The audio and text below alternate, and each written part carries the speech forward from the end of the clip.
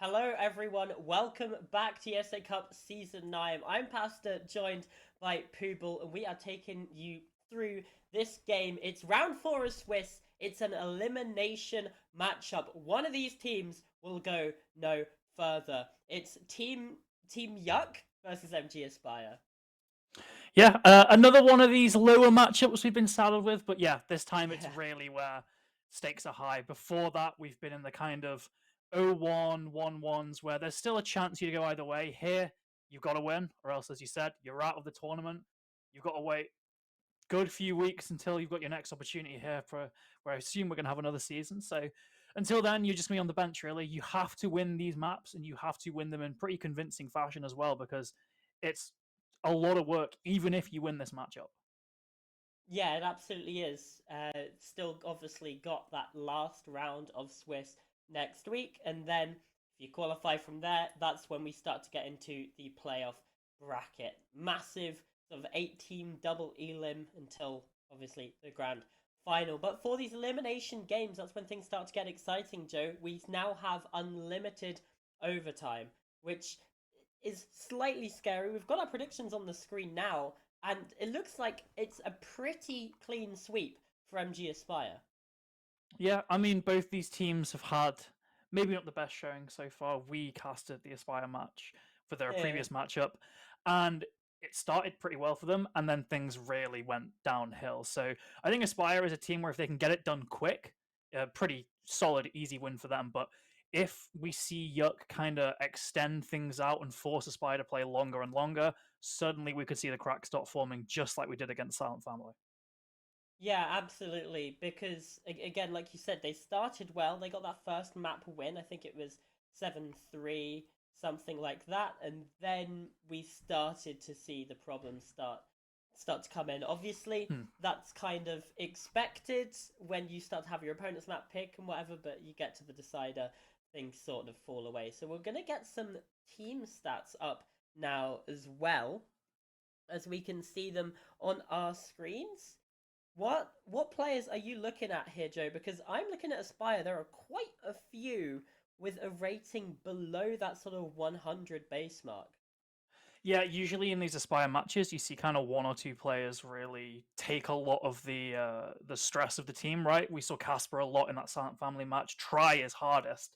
Ultimately, they Yeah, didn't end up winning, but he was putting up insane numbers. Carol as well, particularly during Cafe Map 2 of that series. So for Aspire, it's a real sort of it's about the individual play, and you look at YuQ and you see it's a lot more well rounded. It's a lot more of a kind of team oriented team, I guess. As crazy as that sounds, usually that's not honestly something you see that often. Usually it will be one or two players really sticking out above the rest just due to the way that Siege is played with the roles that players are on. But for YuQ, it's very much a well rounded squad. It's just a case of if those individuals from Aspire can kind of go above and beyond the overall team play of YuQ.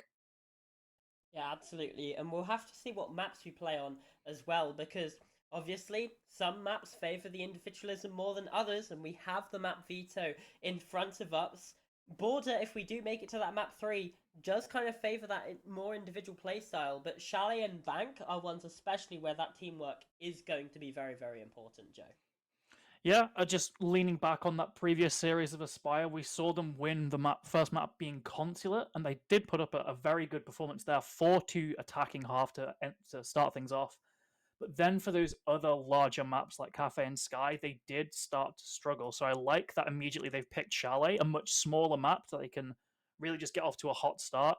Bank is going to be where the challenge is. I think, again, if YuQ can just keep Bank close, and hopefully win it out. If we end up going to map 3, then we could really start to see Aspire sort of struggle compared to the position that they start this series in. Because Chalet, I think, should be a very confident Aspire win. It's just a case of how the rest of the series goes, especially with this Infinite OT. Yeah, absolutely. That's another factor, especially when, again, we're saying in that previous series we saw Aspire's sort of form drop off towards the tail end of it. If say Chalet goes to overtime, you get a couple sort of goes around of that, sort of a 9-7 sort of score line perhaps. That's probably when you start to see that fatigue set in. a bit earlier than MG Aspire would like, because that's one of the main things that sort of stood out to me, even though it was a game that was, what, like 7-3, 7-4, 7-4, those sorts of score lines. You could sort of tell that they were getting tired by the end of that third map. Yeah, there was a sharp drop-off, I think, in the individual skill as well as the teamwork as we get into this ban phase. Monty first ban, absolutely no surprise here. Very, very strong attacking operator. Really the kind of linchpin of a lot of attacking strats, so very often banned out. The Grim as well, not near, I would say, his former glory. He was almost a must-pick a year ago, but now kind of in still a pretty strong state, so I understand the ban there, mainly just around limiting the intel from the attack on both these attacking bans, really.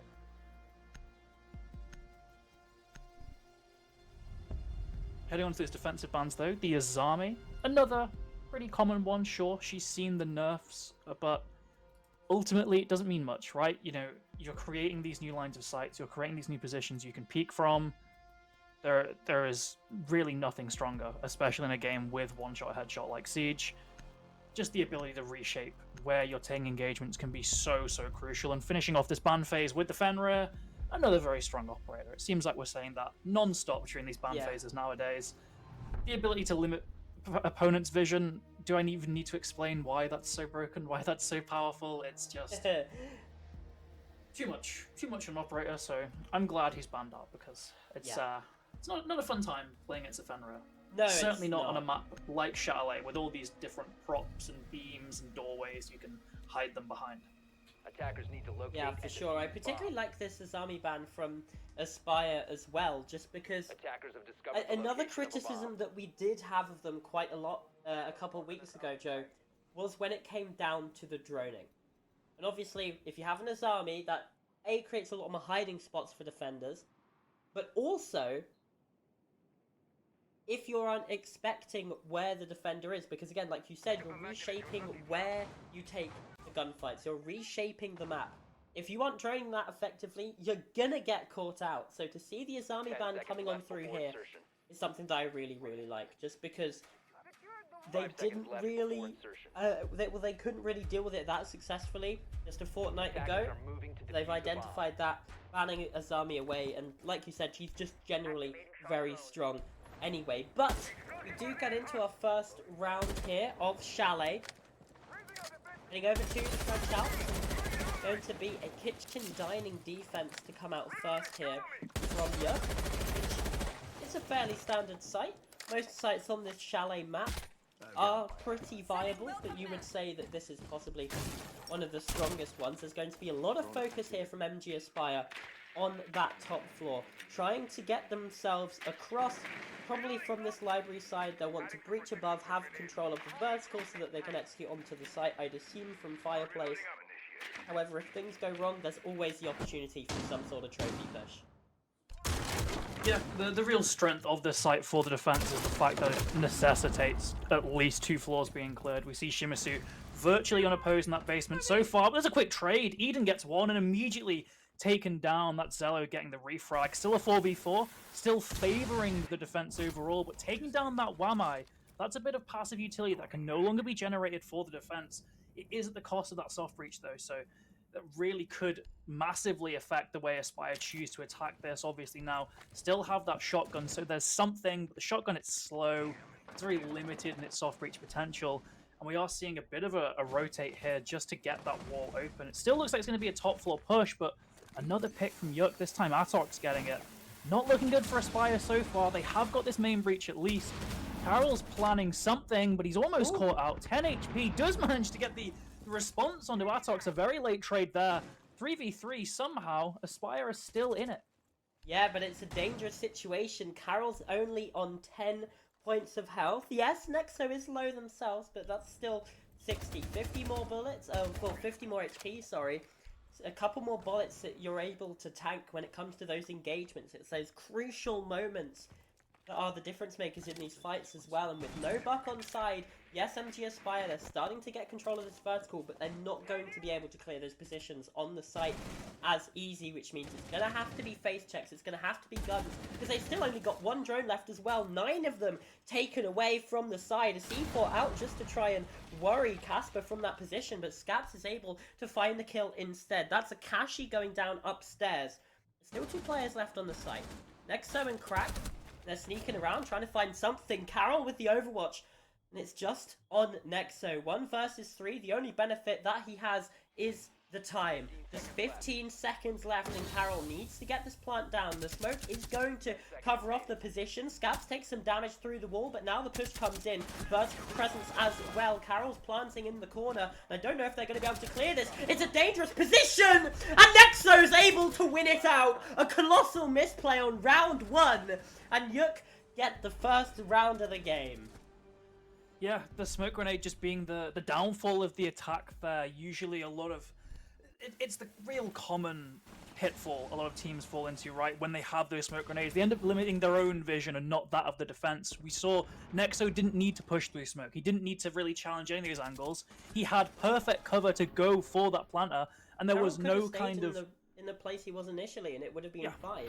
If you plant in that smoke, it's so much more difficult for Nexo. Sure, you might be worried about a C4, but Castle can't get one of those. So really, he would have to blindly spray into that smoke, which would be a very big risk, a big gamble. Instead, he plays around that situation perfectly, winning that round for YuQ. And it was a round that was very shaky. It seemed like Aspire should easily have won that, right? Even when they lose that primary soft breach. Sure, Shimizu dies pretty quickly, but he kind of does his job. He disrupts the trophy players.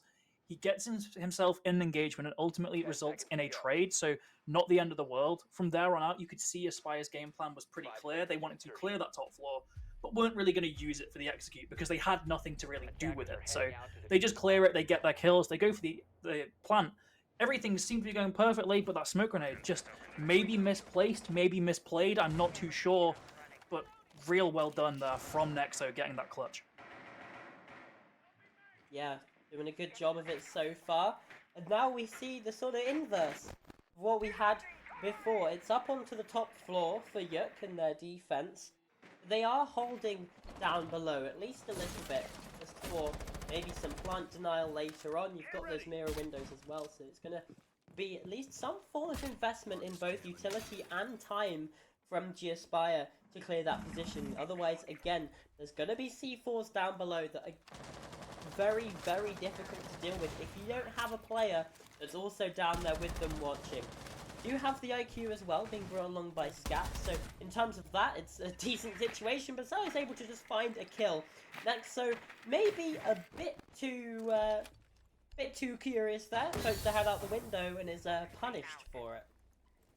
Yeah, maybe he's just still feeling the adrenaline of that clutch, going for a very ballsy peek. Doesn't work out at all, and Crack's also been down. Not quite finished, never mind. Zello with another, and Casper. It's these individuals just springing to life here, clearing out all these defenders. Site is basically clear now. We've got Akashi playing towards Solar, gets one. Gets Eden as well on his flank to help support him. There is potential for a dock heal. Only 20 health missing for that mirror, so doesn't seem necessary. But here comes the flank. Zello gets one, whips all his shots onto Akashi, so there's still chance for another 1v3 here, Cam, but 3 health for the mirror. No smoke grenades helping the defense as of this time. It just seems like it's a very prolonged end of round here. Akashi goes for one, does find it with the Nitro. Still a 1v2 though. And it seems like this just shouldn't be winnable. Yeah, Shimizu goes for a very safe swing. There's only 3 HP on the mirror. It was a little bit dicey there, Cameron, but I think you'll agree. It never seemed like they were in a losing position. They were just kind of feeding a little bit at the end in that 3v1. If Shimizu goes down there, that's when you start to get really worried. And it was close. If, you know, if Akashi's a bit, I guess, has a bit of a better reaction time in that situation, then yeah, you're looking at getting that down into a 1 versus 1, but fortunately that's not the case. This C4 is very, very nice, by the way. It's showing that awareness that YuQ have. They are at least, they got outgunned in that round, but it's not like they're completely unaware of what's going on, at least at an individual level. Yes, Nexo possibly got a bit over-aggressive in Piano, but it's still showing that, no, YuQ aren't just doing stuff willy-nilly. They at least have some form of awareness of what's going on around the map. They're just maybe a bit too brazen. Reattempting the top floor though, Joe. 10 seconds Yeah. remaining. Pretty strong sight, especially when the attack doesn't really choose to Seconds left. push that double window. Usually that's the kind of Achilles heel of top floor here on Chalet, but Aspire seem to pretty much ignore it, and if they ignore it again, it's a lot more positions you can really take as the defense. Obviously there's that castle barricade there, but castle barricades aren't fully invincible. There should be a way for Aspire to deal with this pretty handily. So it's just a case of if they choose to go for that window, because if not, again, they're giving a lot of avenues for the for the defense to play from. One of those avenues has been countered here, though. That mirror window, rather, being popped out by the Twitch drone. Suddenly, Eden's in nowhere near as strong a spot as he wants to be. Crack going for another ballsy peek, this time on the Kayad. It just seems like YuQ are very, very aggressive here, despite the kind of history not backing that up. And part of me really likes that because you're catching, or eventually you're probably going to catch Aspire off guard. Also, it's a very big risk. Nexo, though, getting the opening pick, starting YuQ on a strong foot here. Yeah, it's a very nice kill. The aggression there rewarded, but think about what really helped YuQ in the first round. It was getting the time low. It was causing the position for MG Aspire to be panicking. Shimizu with a kill though onto Eden, sorry, so evening things up into a 4 versus 4.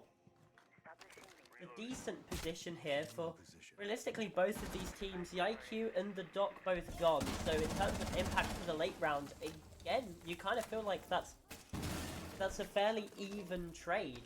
You know, the IQ is very, very useful when you're starting to pressure onto the site, which we aren't necessarily seeing from Aspire just yet. This sort of stage of the round now is where the IQ is going to be most useful, but obviously you lose the Doc for the end round when your players are most likely to be on that low health. Yeah, Zerocam's going out just to get a little bit of intel on where this Kayad is. They've seen him, but I'm not sure if that wall's actually been popped. Crack, yeah, it is now. I heard that sound cue now. As Crack goes for a peek, gets one onto Casper. YuQ still just undeterred, really, going for these peaks. But as they Aspire, Carol gets another, now got themselves in a very secure plant position. There's one Nitro on the board. Instead, Carol's just charging through, though, taking a lot of health. With the diffuser on him, as you said, Nitro's gone down, but Carol just keeps on swinging. They're going for kills now. The win condition has changed. It's all on Nexo. 1v2 in the bathroom when he's taken down. A great snap decision from Aspire there, choosing to go for the picks instead of the plant, because they knew it was the way they could properly win this round and have no kind of fear of anything else just messing it up. They identified the Nitros on the board. They don't want to go for the plant, so they just use that man advantage they've got to get those picks. Really nice play, really nice backstab from MG Aspire. And as for YuQ, I'm really starting to get a bit worried here because they are just getting outgunned at almost every opportunity. Yeah, they're not giving themselves the right opportunity to really win these rounds. And let's face it, the round they did win was a 1v3 clutch coming through from Nexo. But it was also due to the work that YuQ did to sort of waste time in the early round. And maybe this kitchen site is a lot better for it, because obviously you only have to clear one floor when you go upstairs, but here you've got to clear the top floor and then transition downwards. So no matter what happens after this rotation, or after this site, I do not want to see YuQ attempt the top floor again. Even if they win here, go to bar games, go to the basement, because that forces MG Aspire to clear a lot more, and we know their weakness. It's been in the drones, it's been in the time. The top floor just isn't conducive to that. YuQ, like you said, Joe, they're just getting outgunned, and they're just not giving themselves the right opportunities to actually get these rounds across the board. Yeah, I'm really surprised we haven't seen bar gaming yet, because it's another really strong site. It's another site that necessitates 2 floors being cleared, usually. And instead, they're just running back. Well, they ran back office twice, a site that I personally wouldn't even touch until we get to tertiaries. And now they're back on kitchen, where sure they did win, but it was a 1v3. It was very, very kind of last minute. It was a pure hero play coming out of Nexo here. So I am definitely looking to see what YuQ has changed here and how they're planning on lasting a little bit longer, because so many of them dropped in quite quick fashion back in round 1. No one's dead as of yet, though, so I guess that's a decent bonus. We're seeing Aspire just slowly getting all their positions ready. We've seen Ash Charges go out, a Thermite Breach now, onto Kitchen. They're just setting themselves up for when they need to go for these picks. I like that. I like the kind of slower pace. Casper's got himself into Mezzanine. He's got support with Scaps as well. As for Zello, just applying more pressure. It's split pressure everywhere, and eventually, YuQ have cracked. Akashi taken down. That's Shimizu getting one. And MG Aspire looking pretty good to start off round 4. Yeah, Nexo going down as well. Not quite finished off, but I imagine that'll come through shortly. And indeed, Scaps collecting on that kill. This is a lot quicker pace that we're seeing from MG Aspire than in round number 1. And when we said that their main issue was the fact that they ran out of time, it forced out the mistake from the player planting this time around. They've got a lot more opportunity to think things through, and they have a 3 versus 5. Not quite able to catch the player inside of Trophy, but as Eden goes for the swing onto the West main player, they just get dealt so much damage instead. 3 HP, now another long-range engagement being taken. Casper also chunked down low, but here comes Zello up from the bottom. That's a nice kill. Atox with 1, but it's a short-lived victory. MG Aspire now 3 rounds up here on Chalet. That looks like nothing can stop them right now. Yeah, it's this really kind of unconventional style I'm seeing from Aspire here, where they are actually just basically challenging everywhere individually. The only kind of doubled up players That I kill, by the saw way, is crazy. was incredible from Zello. The only doubled up players I saw was around the hard breach where there was 2. Aside from that, they all kind of split up and they're just winning their gunfight, so it doesn't really matter. There's almost no risk to doing that because every time they're in a one-on-one, the MG Aspire player wins it out. And it's leaving YuQ in a really difficult situation here as they're attempting Kitchen again. We are 5 rounds in and we've only seen 2 sites defended from YuQ here. I'm really not a fan of their perceived site depth. I would have liked to see some bar gaming. Hell, even put them down in the basement and just all 5 bunker. If you need to be kind of playing your man advantage and using those numbers to your advantage, play something at the basement, just turtle in it. Just try something else, because basically 4 rounds in a row now they've been ran over, aside from that first round where they got the 1v3 by disrupting only the planter. Instead, we're back on Kitchen here. This time we've got the clash. There's actually even less guns up as well. I'm just not a fan of this adaptation. I'm not a fan of the mindset YuQ have got here. And they're wasting precious, really crucial rounds on the defense because after this next round on top of this, onto the attack, whole different beast. Yeah, it absolutely is. I also agree with you. I do not like this adaptation because now there's no breach to die on. There's nothing to slow MG Aspire down. They're just going to be able to get this breach open, and then it's as easy as that. There's a C4 that comes out onto Casper. That is a decent start, so Akashi with the opener. Something that we haven't really been able to say in a while, but unfortunately not the most impactful of operators go down. It's a 0. Obviously a 5v4 is still important. And with the Vigil out on the roam, it could at least be something to try and get into the heads of MG Aspire, but even still, it's just... I feel like you want something that's going to be able to slow MG Aspire down. That opening pick should hopefully help with that. Yeah, and now it means they're no longer at that gun disadvantage either, right? They've got the Clash on field, and she can just keep her shield up. They aren't at any massive numbers, down any massive numbers anymore. Really good start from YuQ here. Now they just have to play around the situation. Have someone with that Clash. Don't leave Eden off on his own, because he will get overwhelmed very quickly.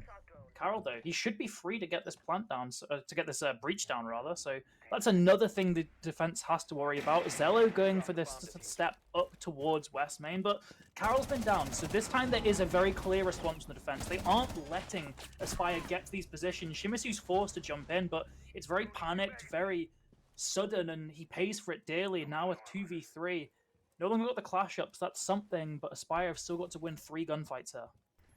It's still winnable though for MG Aspire, especially when it comes down to gunfights. We know how good they've been. YuQ, they can hold these crossfires, they can hold these double angles, and yeah, Atox with the shotgun there is able to find the one, and Akashi the other, closing things out. It's another round for YuQ, and it comes also on the Kitchen. I swear to God, if I see them pick the top floor, I might crash out. Yeah, we need to see another site desperately. we really do. Please. I really do like the way YuQ, that's an operator, YuQ, the team rather, chose to play that round, because I pointed out previously, you know, Aspire are really good at just getting to their positions, getting themselves set up, and then they all pounce for the execute, and it works wonders. This time they didn't let them get to those positions to begin with. They were much more aggressive, much more in Aspire's face, and Aspire seemed to be pretty taken back here as we finally see a third site. Finally seeing Bar Gaming, what many people would probably consider to be the strongest site as well, just due to the positions, particularly looking around those library stairs. It can be very hard to dislodge a defender. Instead, YuQ have chosen until their final defensive round to play this site, so perhaps not the greatest strategy being employed, but they've picked it now. They've picked it now. They can still lock in a 3-3 half. That's pretty decent for Chalet, all things considered, so it's not the end of the world yet. But if Aspire win this round, you've got to start being a little bit afraid for YuQ here, because it's only been one round, really, where YuQ have been truly in control. So this could paint a pretty bad precedent if they don't come out and win this. But they really should, right? Bar Gaming, really strong site. They've shown to have very good individual plays throughout this map, even if the scoreline doesn't reflect that. They've just got to get this final round over the line before they hand their attacks. Yeah, that's all they need to do. It's as simple as that, just to win. Yep. Anyone can do it. Yeah. That's all there is to it. Heading into round 6. Not much really happening so far. The drones are doing their job, the cameras as well. You can see Casper on the 0 yet again. That recent buff now has 6 Argus cameras, which is a considerable amount.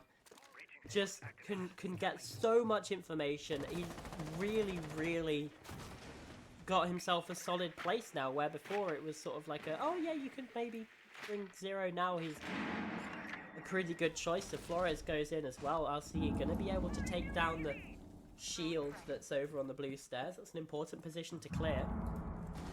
MG Aspire, they're getting good progress here in this round. It's sort of very standard sort of stuff for Bar Gaming. The only thing that I'm surprised about is that we don't have anyone on the sort of library windows. It's a very one-dimensional take right now from the attack.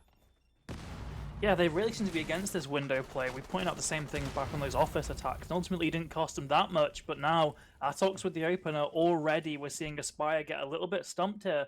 We need another angle of attack here from Aspire. Oh! Lovely fadeaway from Scups there. That might be exactly what they need. Pressure alleviated towards library stairs. Still 2 of those players in library, and Akashi makes his presence known. Takes down another. That's Carol taken down. 3v4. Aspire just still aren't really moving. They've at least moved 1 player towards library, but now look at the overall body count of the team. There's only 3 players left. They've kind of missed the opportunity to split up. They should now be playing closer together so they can get these trades, because now it's going to be 1v1s, and luckily, Casper wins his first. 3v3 now, marching up towards library. There's a chance for Aspire to still win this, but there's 1 player tucked away in library, Cameron. It's going to be so difficult to take him out. Yeah, especially with how much time is left. Shimizu finally gets that catch and connection. Nexo shots up from below on the hatch and cracks inside of Connector, watching through the mirror window, an all-seeing eye trying to take away. 20 seconds, Nexo rotated inside a fireplace, but shooting the drone has been caught out, and there's another Shimizu to take things from MG Aspire as they get themselves a 4-2 half here on the attack of Chalet. Now they head on to their defenses. Aspire really are just winning gunfights. It's really that simple. You know, their positioning hasn't been the greatest. Their setups really have been quite one note, but when you're just going in and hitting all your shots, you see Casper instantly get that first. Shimizu as well, Scaps, they're all just clicking heads. And it doesn't really matter how mediocre the setup is. If they are converting on it every single time, there's no surprise that they're 4-2 up. They should really be 5-1 up if they didn't fumble that plant at the last second. So this is a bad spot for YuQ. This is really where we could see this go from a quite one-sided match to an absolute kind of avalanche of just MG Aspire winning 3 in a row, settling at 7-2, going on to map 2. Because they're a gunfight team, and now they basically have half the work done for them because they're on the defense. They're already in the positions to take these fights. They are looking pretty unstoppable here, unless YuQ can really turn around, get a new form going, because the way they've been playing their defenses, they're just going to get mowed down here, really. To be brutally honest, they are going to get mowed down by the gunners on Aspire. Yeah, it paints a bleak picture. I've just been doing some calculations, Joe, and YuQ, throughout the tournament so far, have about a 43% win rate on their attacks. So, that's the sort of stats we're looking at. For a map like Chalet, you could maybe sort of skew that a little bit higher just because of the nature of this map, and they've been playing other maps such as like Consulate, Labs, you know, ones where you would favour the defence a lot more. However, they're gonna need 4 to get themselves to OT. They're gonna need 5 to win this map outright. That doesn't seem very likely. With the way that we've seen them play so far, obviously 2 halves to a game of Siege and all that, but with the way we've seen them play in this game so far, and with that sort of statistic in mind, it does start to look a bit worrying for them. Obviously, it's MG Aspire's map pick. You'd probably favour YuQ a bit more when it comes to that second map of Bank, but unfortunately, this is the picture that's being painted. Yeah, not much really happening so far either. It's very similar to those Aspire attacks where they're just setting up, not really taking gunfights, but Zello knows the power of this immediately, wants to even things out, and in fact gets back to site as well. The Maestro Cam survives too. There's so much pressure being put on Akashi. He has to just run out the building. Just... Shimasu's doing so well on that Maestro. Akashi's on 40 HP now, and the camera's still surviving. Finally, it's shut down, but look how much damage it's done. It's now going to make it so much more treacherous for Akashi to plant that diffuser on the ground. 4 impacts as well. Yeah, 4 impacts. Those could easily kill. Zello's been taken out, but the C4 was used up anyway. Crack with that kill. Yeah, low HP, and the time is starting to tick down as well. No thermite charges left either. The hard breach hasn't been able to be used, and I don't think they've opened up the breach either, which means that they're stuck. They have to find another way in. Either it's through that single doorway, or they're going to have to try and push in through Trophy, find something else to do. Because right now, they're in a very difficult position. They have to open up the soft wall with the secondary shotgun. Thankfully, it's a super shorty. It can do that job fairly easily. But look at Shimasu's position. Already done so much with those evil eye cameras. Now he's up close. They might be aware of this. And they are. Nexo with the pre-fire. And there's another kill. Pushing on into the site. The attack waking up here on Chalet. And YuQ bring themselves back to within 1. Yeah, it was really well done from YuQ, to be honest, considering the dire position they were in, just fully leaning into the gunfights there. They know they're in a bad spot. They know that trying to go for a plant here is basically like conceding the rounds. They just go for these kills. They flood in through that single entryway, and somehow it ends up working. I'm really not quite sure how. It seems like MG Aspire were a bit discombobulated there. They didn't have any kind of stacked up presence anywhere, because if they just have, say, 2 players holding that dining room door, there's probably nothing that YuQ can get done there, especially with 2 of their players on half health. They're going to die within a couple of shots, so that very quickly sways things from a 3v4 to a 3v2. Instead, though, MG Aspire just not quite ready for the balls on display from YuQ, I guess, as they just charge in a site and win those picks. It was a really nice start from Aspire, but ultimately it's all about the end round. That's the only thing that truly counts in a game of Siege, and they lost it fair and square. So they're back to kitchen dining this time. Still a, what I can tell, exactly identical operator lineup. They're just going to try and not die as early, I'd imagine, which might just be as simple as winning gunfights that they didn't last time. I'm getting a sense of deja vu here, Pooble. At least they haven't gone off us, you know? We can give them that. Yeah, I suppose. There's got to be some sort of change to the approach here, and there immediately is. The Evil Eye's in a different position inside a fireplace, but there's a Brava, so you know, easily taken away from the hands of the defense. No longer use that utility, and in fact, now in the power of the attack, that's what Brava can do. Stealing away those gadgets, and I could potentially come in big later on, just in terms of flank watchability, but then also, if you open up the breach, if you can get a plant down in front of it, potentially that Evil Eye could be your counter defuse denial. Yeah, a little bit perplexed as why they haven't banned out the Brawler if they're leaning so heavily into the Maestro, but it is Aspire, and they've basically banned Grim every single map, so this is just clearly a permaban for them. And it didn't have too much of an effect last round, but this round, yeah, immediately that Brava on the board, dealing with a lot of these plays they were trying to set up with the Maestro cam, means, main of all, they're going to probably get this breach down, and it's going to get this wall open. First breach gets shot, but there's no way Zello's going to be allowed to stay here, waste his Nitro early, just trying to stop anyone from approaching, and there goes Shimizu. They're getting so aggro on this wall to try and stop the attack from setting up. They do not want to deal with a hole into sight. So they are just throwing these really quite valuable defenders like the Maestro just out that corridor, trying to get into a gunfight, and it's kind of working. They've scared away the attack for now. Akashi's aware that Zello's playing aggro. Yeah, and crucially, they cannot breach because, again, they only have the Thermite. There's no secondary hard breach charges, just one Kai trick, which we also saw happen in the previous round. And YuQ's attack has been taken away from them. Casper's down low upstairs. It's a very heavy top floor setup, actually. But they fall on back. They get out of there. There's only 40 seconds left in the round, give or take, and they know they do not need to hold on to that anymore. They still have plenty of impact grenades, but they've offered themselves up to the angles. 5 versus 3 suddenly, and with Casper still low on HP, everything starts to look quite a bit worse for the side of MG Aspire. YuQ might just be able to steal a round away again, unless Shimizu. Crack's been taken down, but Atox with another, and Casper's trying to flank. Now the last one remaining. And the Evil Eye is watching him the whole way. They're going to know this position. They're going to know which angle he's coming from. And they've got the spot as well. Akashi's starting to plant, but it's not even going to matter because the kill comes on through from Atox. Just like that, YuQ have tied the game. Aspire are just playing so timid, so cowardly almost on these defenses. They give away positions which they really kind of don't need to almost. I get it.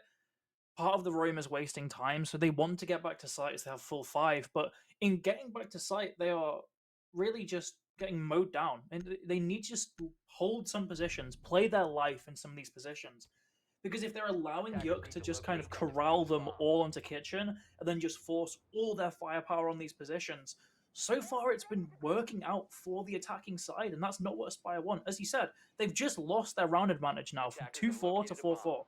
Aspire, they needed a switch up here, and thank God they've gone to bar gaming. Thank God they've gone to another one of these strong sites on Chalet. They've thoroughly changed up what they want to do. No more Maestro, so a single operator can't entirely counter them.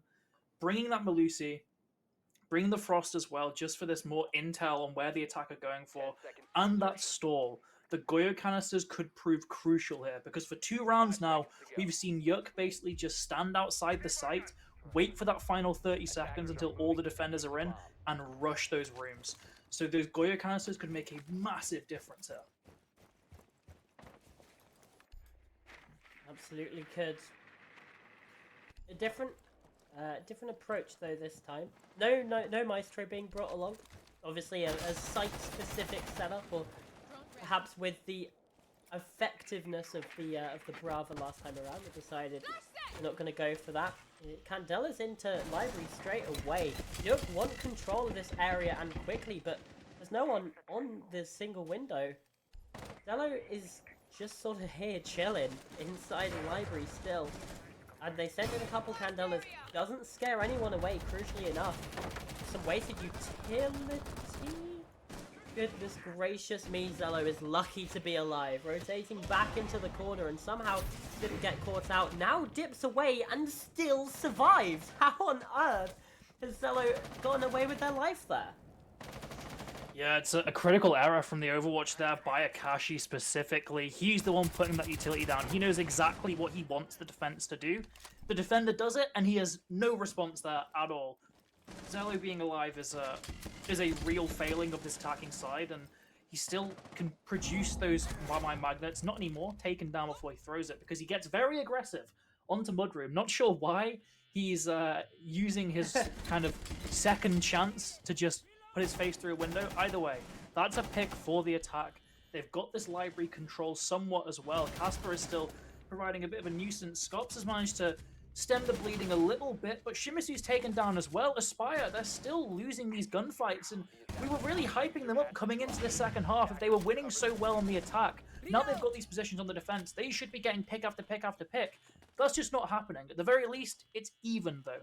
They are not trailing in body numbers so far. They've still got this 3v3 at their fingertips, and with Scops getting another one, they're now in a much more winnable position. They just need to not peek into these spots. Don't give away your life, and Carol gets another 3v1. There is no way Aspire can mess this up, surely. Surely not, right? Although, Carol's position has been spotted by Akashi. If there's one player you'd back in this, it's probably Akashi. 9 and 5 right now in terms of the KD. Second best on the team with Atox on 10. Even still, just looking, trying to find some sort of connection. Carol's playing the smart, playing the safe, just hiding behind the pillar. And there we go. Now comes the swing out and gets the collection on the kill. Very nicely played there in the end of the round. And MG Aspire, they retake the lead. That was a much needed round there as well. YuQ with two rounds in a row, starting to build a bit of momentum. So it's very good for Aspire that they managed to kind of nip that in the bud. As you said, stay in the lead here. 2 rounds remaining for them to win, to get this map over the line. 1 to get it to OT at the very least, and then they threaten infinite OT against YuQ. So they're going to want it done in 2, though. Aspire is a team that really does kind of burn out. So if it gets these positions where we're at kind of double-digit rounds per team in these infinite OT scenarios, I fear for Aspire. I really do. But if they can keep it quick, 7-4, still quite a dominant win in my opinion. So they can just win the next 2 in a row. They should be pretty set for map 2. But we are seeing the flaws. And a big flaw here for me is that they are going back to Kitchen and they are just doing the same thing again. They've got the Valk at the very least. More intel for the team is pretty good. But they weren't exactly lacking intel that first time, right? I mean, we saw from the POV of Casper that they had pings in sight when they lost sight. They had those cameras around. The problem was that they were just losing every gunfight, and the Valk cams can assist with that, sure, but the Valk cam can't make you mechanically better, and it seems like Aspire has really kind of regressed in these past 3 or 4 rounds, and they are not hitting the shots like they were in that first half. I'm not sure if it's a mental thing, if it's just they were in bad scenarios. Not too sure about that, but they need to work on it, and they need to just keep the ball rolling, because if they get tied in round counts again, we're back in a very dicey situation. Yeah, we absolutely are. Kitchen, it like we've been saying, hasn't worked out so far. Again, it's back to the old faithful. I don't think they had a Malusi the last time around, but yeah, still got that Maestro. Looking pretty similar. The Brava as well is going to be able to take that Evil Eye away, and also the one inside of the site perhaps. Oh, Kaid comes in, just about saves it in time. Zello able to keep one of the Evil Eyes alive, but even still, utility being taken away. Now the hard breach as well. Going to prove a bit of a problem with the Kaid now. Although YuQ, they didn't necessarily have much success with breaches anyway, they still won out those rounds. But again, it's time being wasted. That's always a potential crucial factor. Yeah, it is. Still though, as you pointed out, 5 on the board for YuQ, and they've been really hitting those shots. It seems like when the pressure is bearing down at them, they are getting just better and better here. We're seeing some phenomenal stats coming out of these players as well. Akashi and Atox, almost 10 for both of them.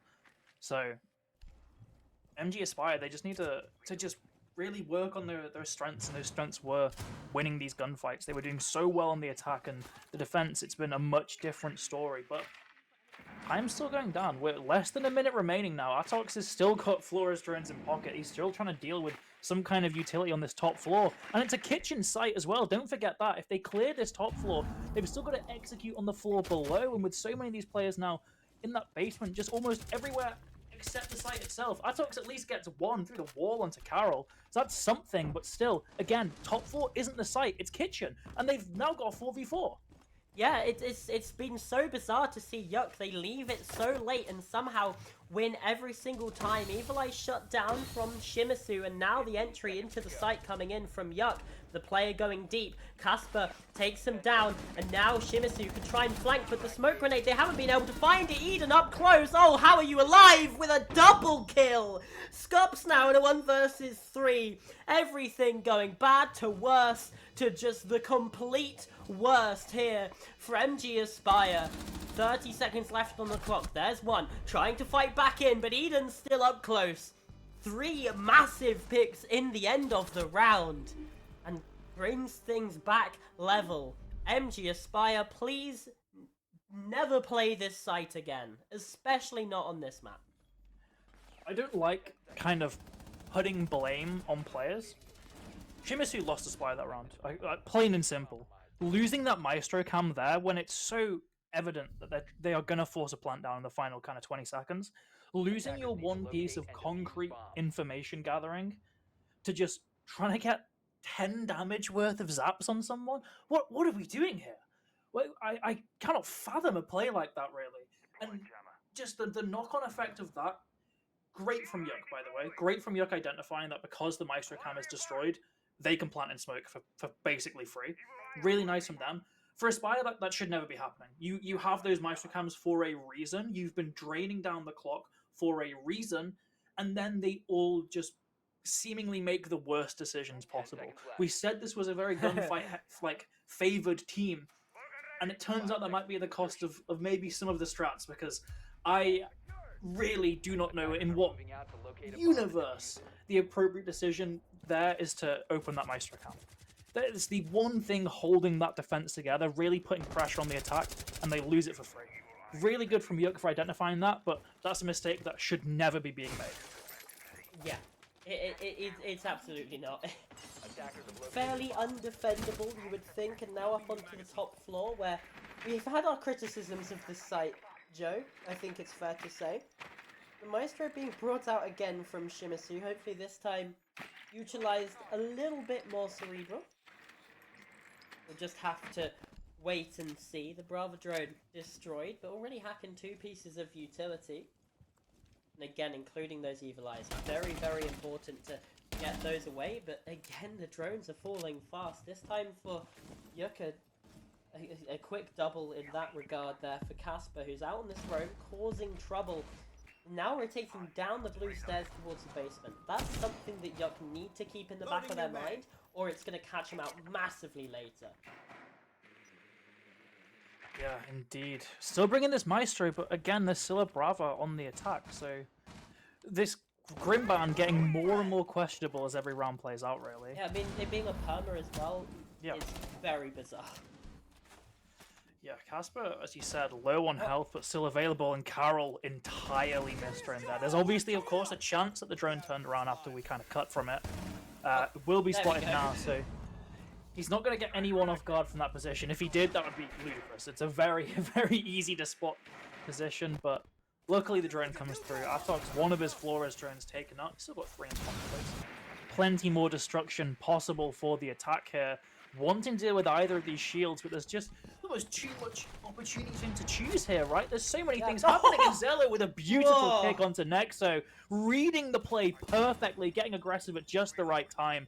Still keeping this aggression up as well with this SMG-11. Will be flashed out. Probably going to get taken down here as well, but no swing comes out instead. Atox gets very cautious on the plate. Punishes Zello.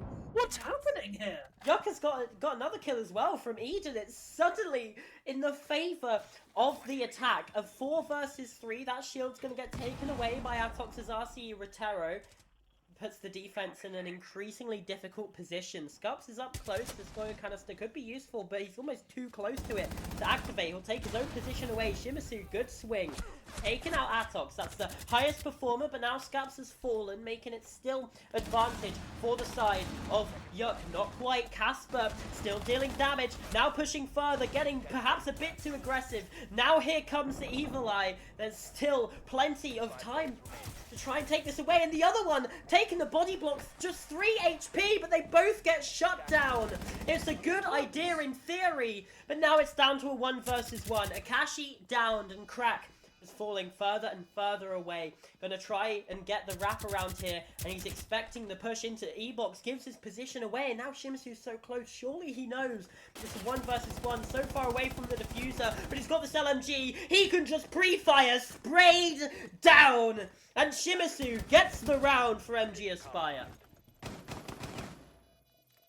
It was messy. It was very messy.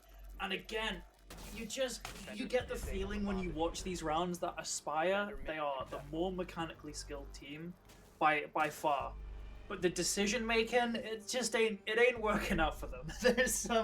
There's some questionable plays being made here. Particularly the aggression in that late round when they already have an advantage. They've already clearly sort of designed the way that this end round is going to play out, right? With that push coming in very late, with the plant being delayed by those Goyo canisters and the Maestro cams.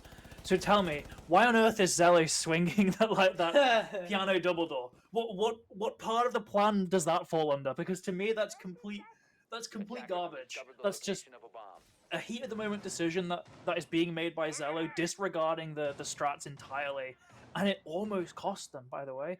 Like, sure, again, we can look at that beautiful round win, that beautiful 1v2 from Shimisu, right? But you don't need to get in that position, right? You do not need to be putting Shimisu in a clutch scenario when you have won 90% of the round there. And still, Aspire's decision-making just, once again, very nearly cost them a round. Still, they got it over the board. They're on match point now. They've at least secured that infinite overtime. Question is, can they get it in regulation? Because, as we like to keep pointing out here, for Aspire, the longer these matches go on, the kind of worse they perform. So they need to get this done, ideally in regulation, or at least something like an 8-6, because if this infinite OT gets longer and longer, they are going to be playing worse and worse. Yeah, the fatigue does start to become a factor. We've seen it before from YuQ as well. I'm looking at the history here, in their 1-1 match as well against Project Black Axe. They won the first map of Bank and then lost Cafe 7-3, lost Consulate 7-1. So, just looking at that history as well, it seems to be a fairly similar story for both of these teams. Which makes us think maybe winning this first map could actually be a significant advantage in this series. However, we'll just have to wait and see for that one. The map's not over quite just yet. We still have at least 2 minutes left to play here. Obviously, the potential for overtime and unlimited overtime at that. You might be on Chalet all evening, Poobal. What are your thoughts on that? What are your thoughts on that? You sound incredibly excited. I mean, I think it's never going to happen, right? I think the longer this goes on, the more Aspire are going to struggle, and already they're struggling here in this round. Zello taken down instantly. Very strong player throughout this series, will not be here when Aspire arguably need him most. Instead, YuQ looking to stay in here. There's a lot of split pressure on Library as well. They're doing this attack beautifully. Atox as well getting into the basement, unfortunately. Finally, one of these players fall. Eden taken down, and Akashi down low with the Frostmat debuff, stopping him from sprinting here. Almost another pick here, basically, for the side of Aspire. It's going to be up to these individuals now, really stepping up. Crack's already made his way towards the site. Oh, what? They're going to get to a door, but Atox just gets 3! He just gets 3. Casper's trying to pick up the pieces here, gets 1, still in Library as well, but when all of sight is gone entirely, there's not much he can do from this position. Eventually, he's going to have to drop that hatch or drop down the stairway, and both those positions are being covered here. This is great from YuQ. They just need to convert now. Pick up that diffuser and plant. You know where this Malusi is. Do not mess this up. How on earth did that happen? Atox with 3 kills on the entry into the site. 15 in this match so far, by far and away the best player on the side of YuQ, and bringing them out of a deadly, deadly situation now. Planting the diffuser as well. Casper tries to take the drop, and Akashi says absolutely not. We're going to overtime here, Joe. We are indeed, and that is really going to favour YuQ here. They've really come alive on these attacks. Again, when the pressure's got to them, they are performing immensely better than their defensive sides. As for Aspire, they've just messed up a 4-2 lead going on to their defenses. Still got another defense ahead of them in overtime, of course. It being infinite, the starting sides don't really matter here.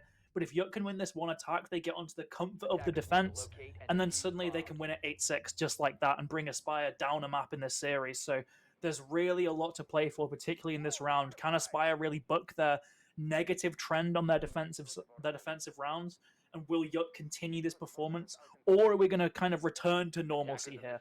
Will Aspire remember that they can actually win rounds, basically? That they can make smart decisions? Because the other side, Aspire, if they win this defensive round, they had that 4-2 half on their attacks. They were much better on their attacks. So, crucially, although it's infinite OT, round 13 here could make all the difference. 5 seconds to go. Yeah. For both of these teams as well, I think it seems fitting that we do go into overtime here, just because of how similar their stories have been. In the first round of Swiss, they lose 2-0. The second round of Swiss, they win 2-0. In the third round, in that mid-bracket, they win the first map and then lose both of the next two, getting absolutely blown out on the decider to find themselves in this position. It happened for YuQ, it happened for MG Aspire. So it seems fitting that we find ourselves here in OT. It's 6-6 on Chalet. We just have to see who the victor is. And again, we stress it's infinite overtime. You have to win by 2 rounds. And it feels like for pretty much since the end of round 7, we have not seen one of these teams be 2 rounds ahead of the other. Yeah, very, very closely played map here.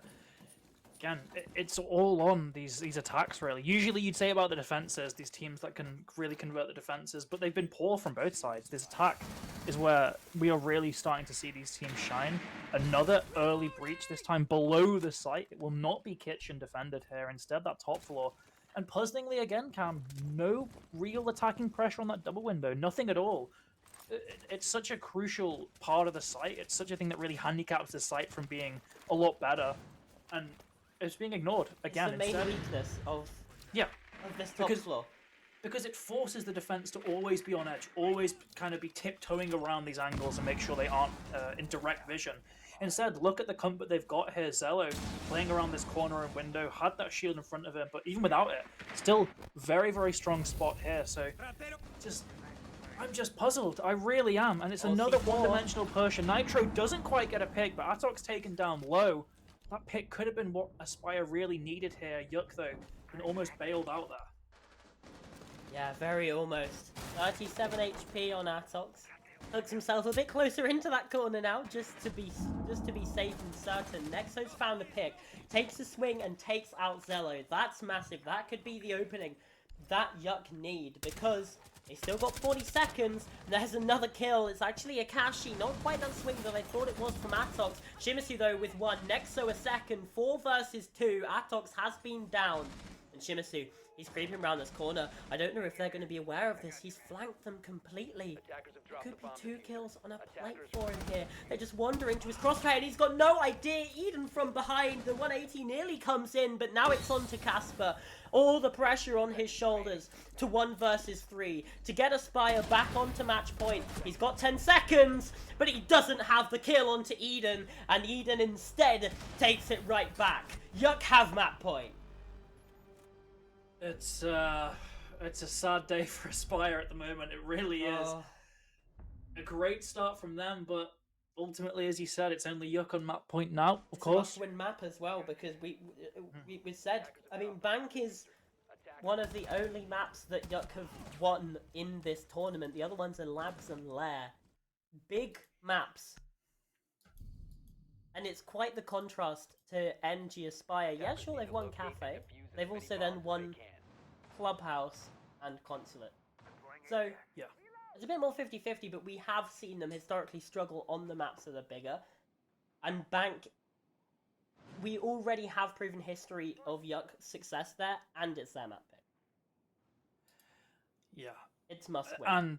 And Bank's a lot bigger map, right? And when you're when you're playing a little bit burnt out, when, as we said, the fatigue gets them, as it has so often gotten to Aspire in these long series, you would only favour YuQ there, really. So they need to win this, and it's going to be on their attacks, of course.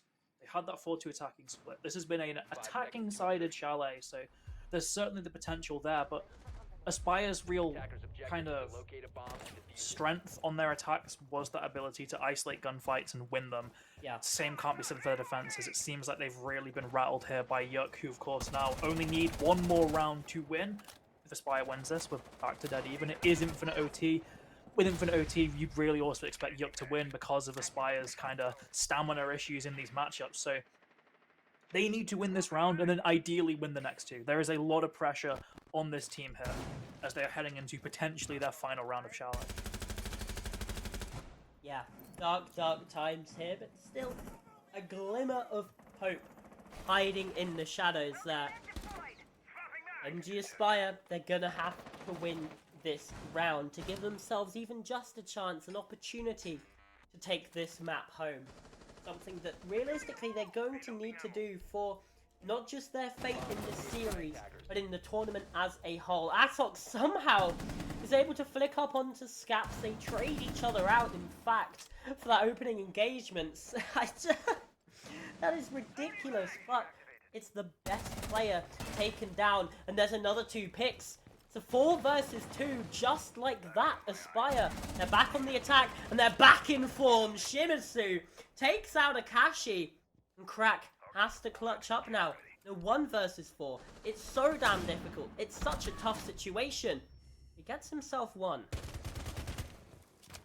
Yeah, lots of maneuver around here. Still, position known around Solar, and we're seeing Aspire playing this so cautiously, getting that plant down, not wanting to waste any of their lives here. They're in such a dominant lead in this round. Just can't mess it up. Crack, needing to find 3 of these 1v1s. Oh. Fails to find 1, can't get the second either. Zello wins it out, and we're back to even, Cameron. 7-7. Anyone can win it from here on out. Aspire, YuQ, all they need is 2 here. Winning by a 2 lead will win them the map as we just keep on going on Chalet. Yeah. 16 rounds needed in the minimum to split these 2 teams. It was just such a collapse, really, wasn't it, from YuQ?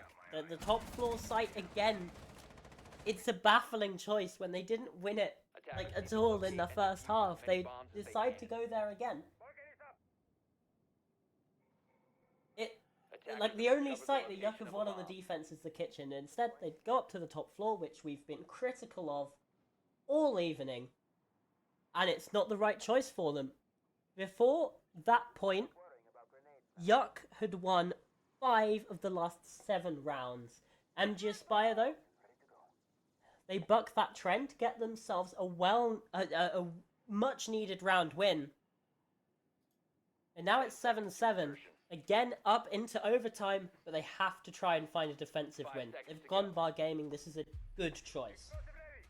It's a very good choice for Aspire here, but as you pointed out, an 8-7 won't be enough. They need 9-7. Both of these sides need to win on these weaker sites, if they want to win this map outright.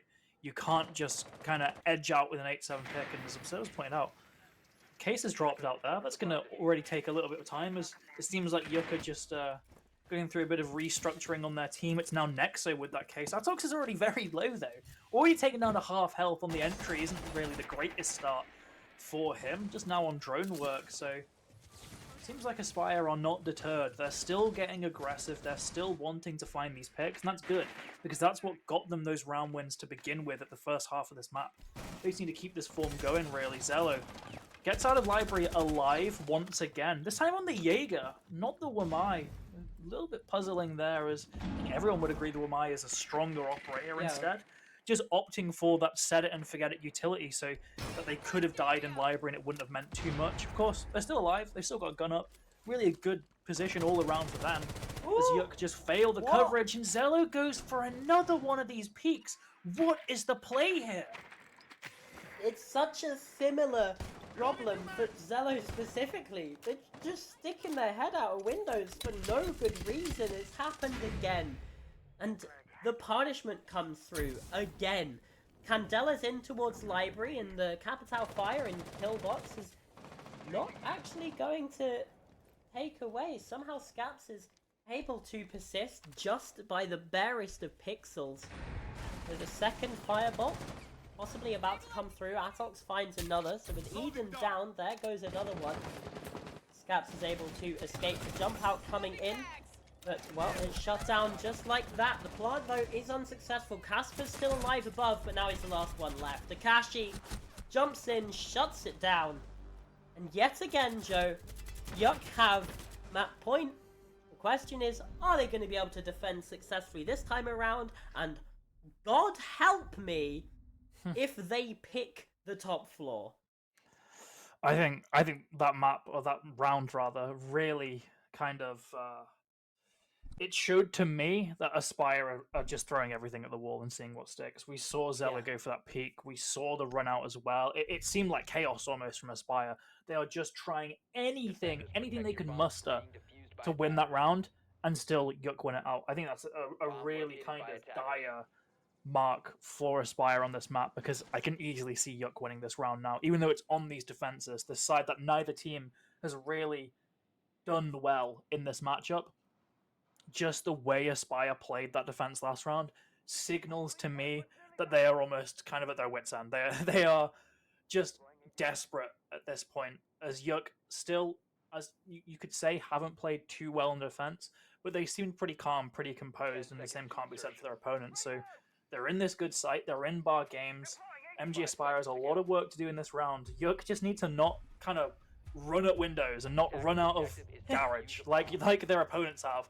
Yeah. And they have a really strong chance of winning this round, winning this map, and getting 1-0 up in the series. Let's just point out again Atox's performance.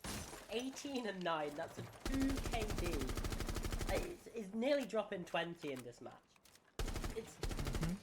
He's doing so well. Shimizu nearly catches one, but Eden and Crack are able to escape. And with a dock on side, you would imagine, yep, in goes the heal, especially onto Crack, who is down to about 30 health now. Back up to full, in fact, a bit more than that. The Jackal Trap comes on in as well, just to try and find Eden's position, but he's fallen back into a much safer place. Inside a mezzanine. Standard position, just hiding behind the shield, making sure that you keep yourself strong, sturdy, and most of all, in a decent position, that sort of mid-round area. Yeah, a bit of approach by the drones. I mean, Shimizu and Zello have had pretty good matches themselves. Zello, that quintessential entry player, a lot of kills, a lot of deaths. They're still just trying to find their way towards Library. This position of the stairs, Crack is such a difficult one to deal with. It looks like they've got enough utility to burn it out. That's the kind of problem with Jaeger, that you can only get 3 of those charges at once. Compare that to the Wamai, who has those one-use discs but can stack a lot more around a certain position. Still though, Crack's not actually been dislodged there. He's just lost his shield as Zello catches Eden lacking. It's a great opener for Aspire there, YuQ. They just concede a pick, a stupid opening pick, and that might cost them this one chance to win it out. Might bring them back to being dead even once again as Zello gets a second. 3v5. Crack still trying his best on that position, but it's ill-informed. He gets taken down himself. A 2v5 now for YuQ. Making a 2v4 as Atox gets 1, but Nexo's low himself. This seems unwinnable, but Atox is trying his best here. He's going to need to ace. He's got 3, almost 4, now down to 5 health. He's being pressured from 2 different sides. He's down! Oh, the shotgun can't quite win it out. That would have been a clutch for the ages, but instead, MG Aspire just about hold on. We go again. I mean, what else is there even really to say in these rounds? Both sides now very clearly, very obviously making some mistakes. I mean, we see Eden just... poor guy. Poor guy didn't know where he was, just crouched on top of mezzanine, getting taken down. Clear as day with that angle from Library window. And then we almost see Atox win it out in that 1 versus 4. Unreal. It's getting dire for both these sides. These players are very clearly feeling the length of this matchup. We are seeing mistakes that we very likely wouldn't have seen sort of 6 rounds ago. And the question is really, who breaks first? I thought it would be Aspire. I thought Aspire had already basically broken by round 15. Instead, they win it out. They get it back to 8-8, and we're still going on Chalet. We're still playing around. Sadly for Aspire, off the back of that success, they've gone to the top floor, a site that really hasn't been very good for either of these teams, and they still just love playing it. So that's a little bit disheartening, I will admit, but who knows? Maybe this is the time where the trend is broken, where they can finally win it out here, and they get up to match point. A bomb has been located. Yeah, that round is going to be quite a tough one, I reckon, for YuQ to take. They were in a very dire situation. Obviously, Atox nearly brought it back. That sort of thing can perhaps rejuvenate a team, but at the same time, when you come close and still don't win it out, you can often find yourself feeling a little bit deflated. But again, we've kind of been speculating about the sort of, I guess, mental side of this game all match, and well, so far it feels like it's just a roll of the dice. What actually happens inside of these rounds? One thing that you can probably say for sure is that Aspire aren't just going to sit still. And well, there you go. Zello takes the opening engagement straight through that double door, doing a good job for himself, and crucially not dying this time. That's a great bonus. You know, being alive is a great way to help win a round of Siege. But yeah, taking down the IQ as well, so this Valk is going to be a lot stronger of a pick now because you won't get those wall hacks on the cam. It's definitely a nice thing to add. They've still got the Brava up though, so there's potential to hack both the Maestro and the Valkyrie cams. Still, it just seems like both these sides are very set in their ways. You know, we're seeing the same kind of 10 operators on the field more often than not. A couple adjustments based on the site, but we're seeing mainstays like the Flores, the Thermite, the Frost, the Goyo, the Valk now as well. These teams just love to play these operators, and it's really resulting in a lot of attacking wins. I think you'll certainly agree on that. Atox 21-10 now. I don't know what the record is for a best of one in this season or in the past few seasons, but he's got to be getting close to it now, especially with at least 2 more rounds on the board here. If he could get some more picks, certainly doable. As still, YuQ just aren't ready to approach to get in the site as of yet. Doing a lot of setup as Zello gets a second.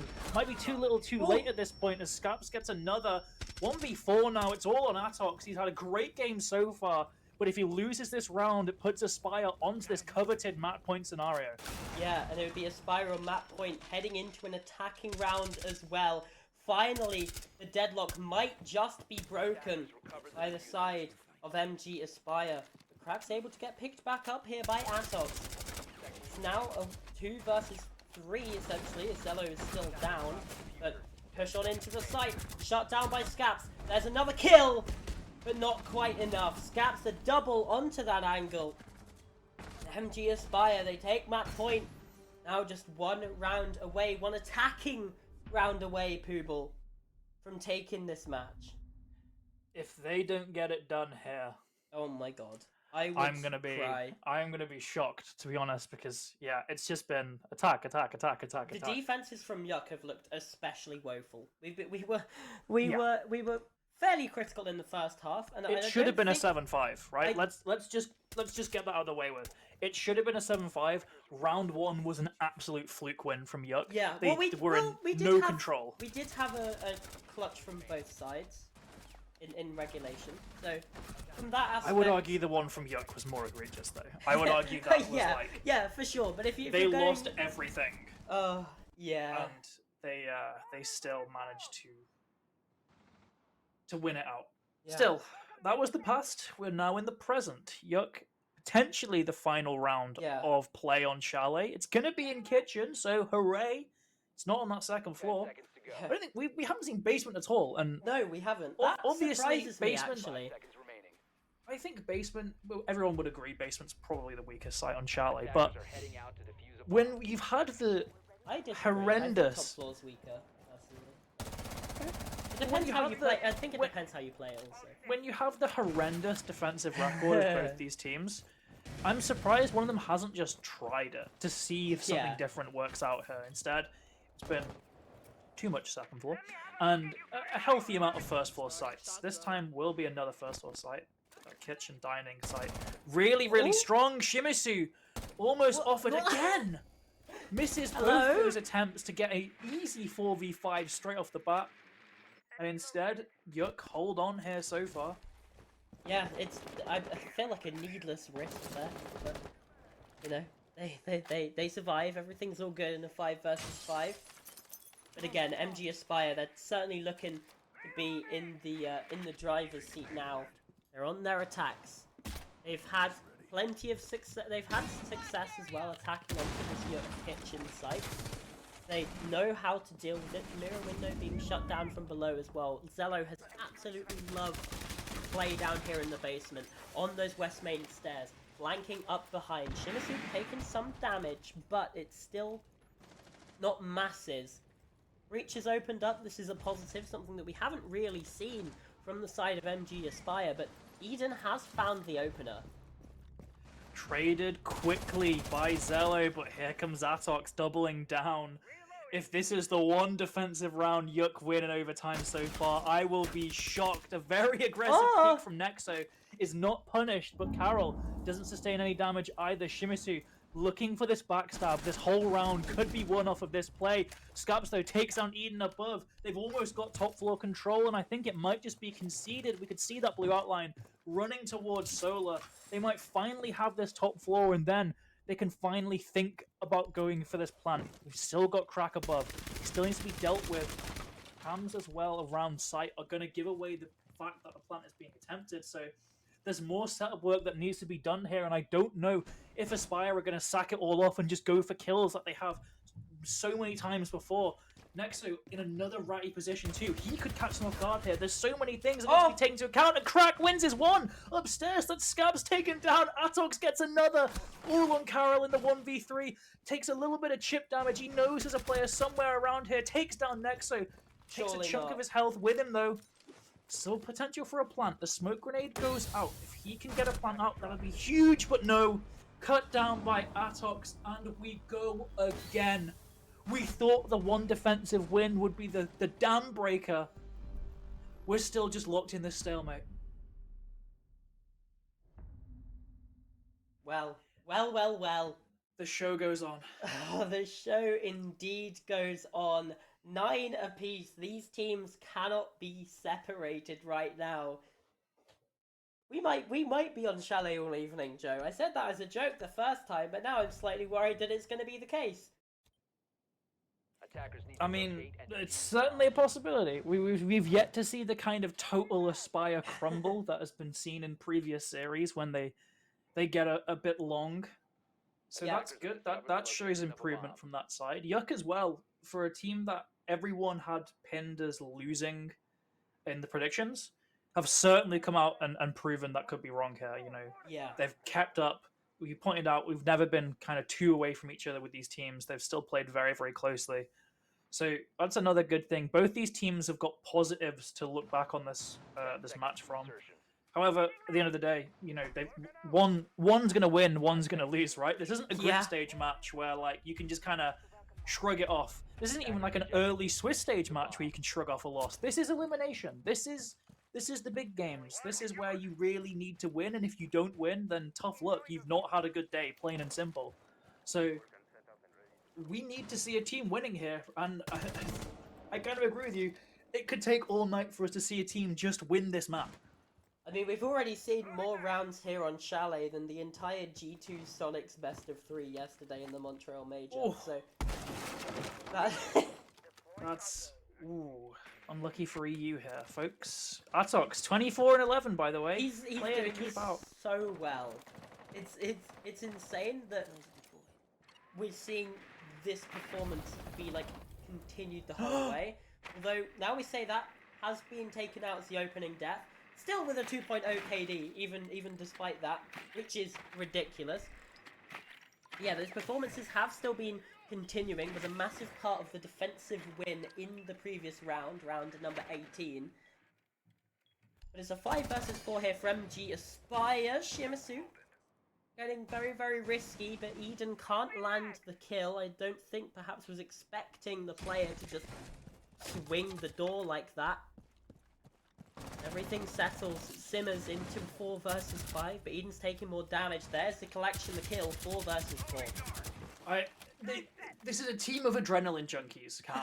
Aspire they have this primal urge to get in gunfights when they don't need my to. God, Crack almost brother. caught holding the drone there. The swing comes out, but he's not been killed instead. Manages to get away, but Aspire, they were in a really good spot and they let it slip. It's still obviously 4v4. They're on the defense. They are favored here, but attack has been the favored side. Casper at least doubles down, takes Crack's down in the Eden, but site. Crack's just one. Hello? He's got another. You have to ask the question of what if there was another defender holding that flank? Maybe a Frost, let's say. Instead, Nexus down. Sight has been Ah! conceded. Crack's got a quad, and Akashi finishes it off. Stop peeking! Stop giving away your lives, Aspire. You are doing all the hard work. You're getting the opening pick. You're winning out when it's a 5v5, and then you are throwing it away. Where your need, your urge to just keep getting kills. Just play a bit more passively. Play around your utility. Instead, we're seeing time and time again these usual suspects like Shimizu get a kill and not give up. Just keep on going, and it always goes horribly for them. YuQ, one round ahead yet again. It seems like those defensive wins were a bit of a blip as we're back to our regular scheduled programming of just attacking dominance here on Chalet. Dear lords, I know that, like, obviously just looking at kill-death ratios isn't the best way to analyze a game. You know, I'm not that complete of a noob when it comes to sort of analysis, but I mean, just look, Atox is 24 and 12, and then you've got Akashi and Crack both on 14 kills as well, doing incredible jobs. Aspire, though, it's a bit more spread out, 9, 11, 16, 16, and 14. So, you know, they're at least doing a decent job themselves, but just look at the firepower, the star power that you have on the side of YuQ, and heading into round 20, it seems like maybe that's what they need to get themselves over the line. It's what saved them in quite a few of these rounds, and you can add Crack into that equation as well. A massive 4K in the previous round. That double kill running into the site was massive. And again, it comes down to mistakes from Aspire, but I just feel like YuQ, they just have a bit more when it just comes to those individual moments. We've been saying MG Aspire, they look like they're maybe stronger mechanically, but as we're nearing the end of this game, there are certain moments when YuQ just win out those gunfights. Yeah, absolutely agree with that. We're seeing a lot of players stepping up when it seems like all is lost for this team. Still for Aspire, they're on this attacking side, so I hate to say this, they should probably, if we are to believe the stats, be winning this round and taking us to 10-10. I'm not going to call anything as of yet, but that certainly seems like a likely outcome. Instead, though, Crack responds, takes down Carol on that very aggressive swing. Instead, he gets aggressive himself. He's peeking out into that long angle. Eden's taken out, though, so immediately that advantage is lost. Good from Zello to mop up the defender there. As Shimizu goes for this flank, a backstab that's happened all too often in this match, and still not known, not punished. Crack takes down another, but Akashi gets aggressive. Crack gets aggro as well. It looks like it's going to be 10-10, Cam. I can't lie. Nexo's in the 1v3. He's in a fairly decent spot. Knows where 1 is, but the pre-fire comes out. Intel must have been relayed. Nexo taken down. We're off to round 21. Indeed we are. And Aspire should have won the game right there. Because let's face it, round number 19, they had the opening pick, had such a good position, and then they let Crack walk into the site and get like 2 or 3 kills. Yeah. It's like, if you convert the round that realistically you should have won, you got the opening kill onto Atox for crying out loud. And instead, they crumble. They fall apart. And now we find ourselves again 10-10. The overlay looks like it's even struggling a little bit just to keep up the one merging with the swords there. This is not a place where siege games are supposed to go. These teams, they don't care about the rules. They don't care about the strategy. Sometimes it feels like we find ourselves, like you said, Joe, in round number 21. If these rounds were years, the game would be old enough to drink in America, so. Yeah. Trust you to think about alcohol. 5 seconds remaining. Well, you know me. Got to spice things up Unfortunately, I somehow do as know we are you, yeah. seeing Attackers a are very, positioned to defuse the very one-sided matchup. The sides aren't the teams, though. The sides are part of the game. It's just attack winning constantly, and neither of these teams really seem to be able to buck that trend. Let's hope one of them can, so we can get on to map 2 soon, because of course this is a best of 3. Don't forget that. We are 20 rounds deep into Chalet, and it's only the first map. And it really does show no signs of slowing down, really, to be honest. I could easily see these teams just continuing to brawl as Atox. He's trying to make a play here. Again, he's getting very aggro towards this objective, which is interesting for the Ashe player as Shimizu gets an opener. Will he do his patented move of continuing to peek every angle, though? That's the question we've got to ask here, because it's happened time and time again. Shimizu has got this opening pick and then wasted his life on a stupid angle. If he can get over that kind of lesson, get over that mental barrier, and just stay alive, we could be seeing very imminent success for MG Aspire here. But until then, I'm just not so sure, and I'm going to treat this 5v4 with a very hefty pinch of salt. Because we've seen it the past couple of times as well, when MG Aspire start on the defense. They get the opening pick, yet it still doesn't go their way. Now, at least though, in the 5 versus 4, things are settled. The first half of the round has just gone by. Feels like YuQ, maybe this time they are just a little bit stumped with that kill coming through from Zello. Now finding themselves on 20 kills.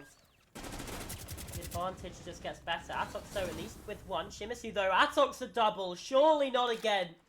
Finds himself into the site, still pushing, there's a triple! But offers himself up to Scaps and Casper finishes things off. It got risky, it got sketchy.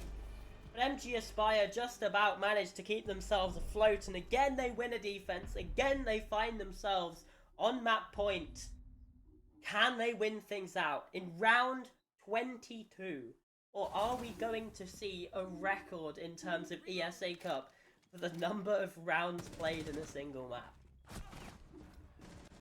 We've got to wait and see, I suppose. I mean, that looked very nice from Aspire, actually. That looked like a really solid round from them, because crucially, they didn't just piss away their opening pick, right?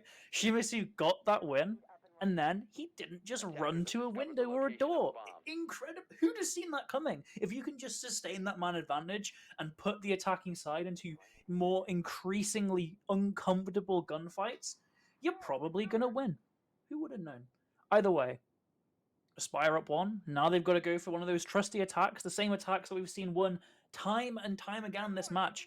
It's going to be bar gaming, so it's going to be a bit of a difficult site. I will give them that, but ultimately, 5 seconds remaining. it's still an attack. It's still this matchup on Chalet. They should be very well favored here if they can just keep this form going. They're still winning their gunfights. They're still playing as a team. That's great for them. They've just got to convert that now into an attacking win. Yeah. Surely they get an attacking win. I mean, we've already seen 7 rounds won by the defense all game.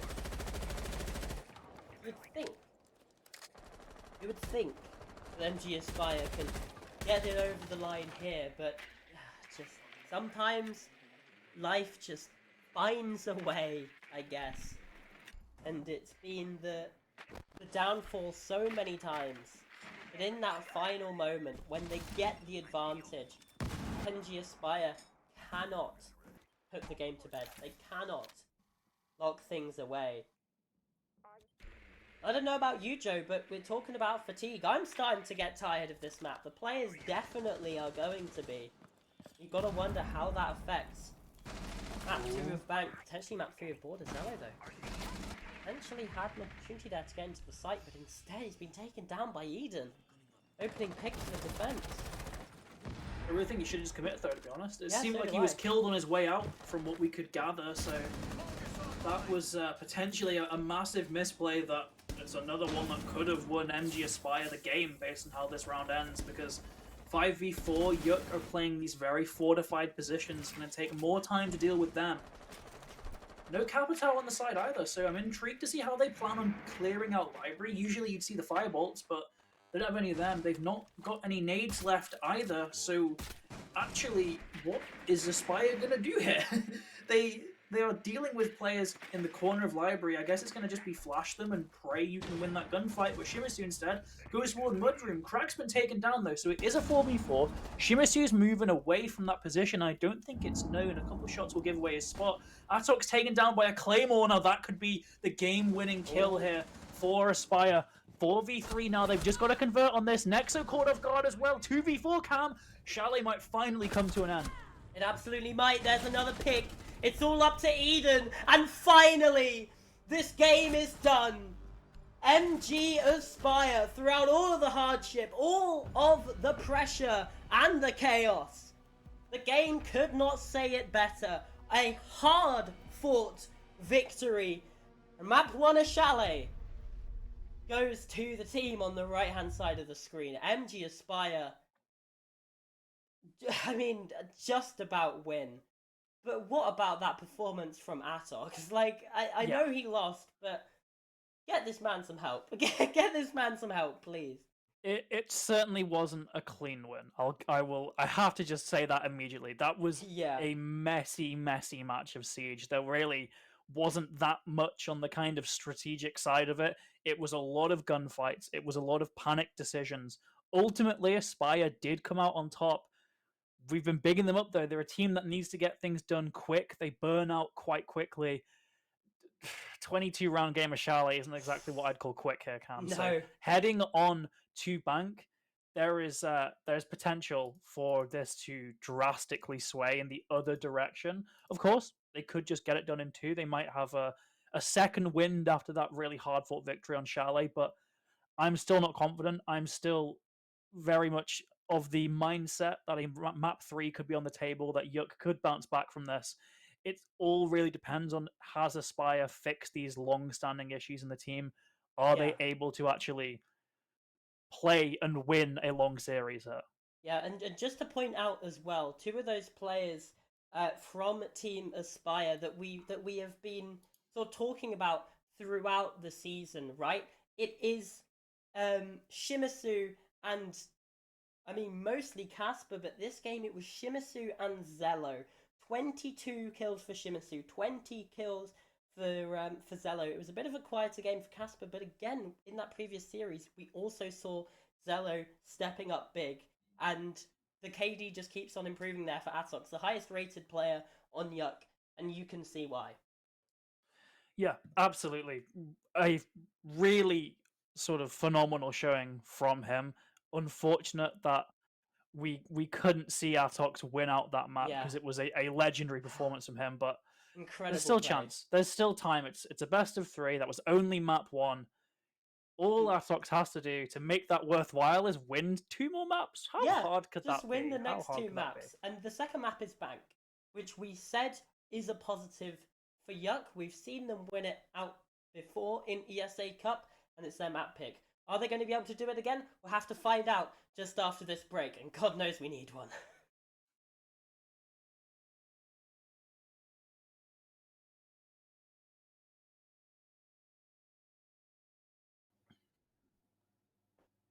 What a game. What a game we just had, Pooble. Yeah. Where do you even begin with that? It was 12-10. 22 rounds on Chalet. MG Aspire eventually took it.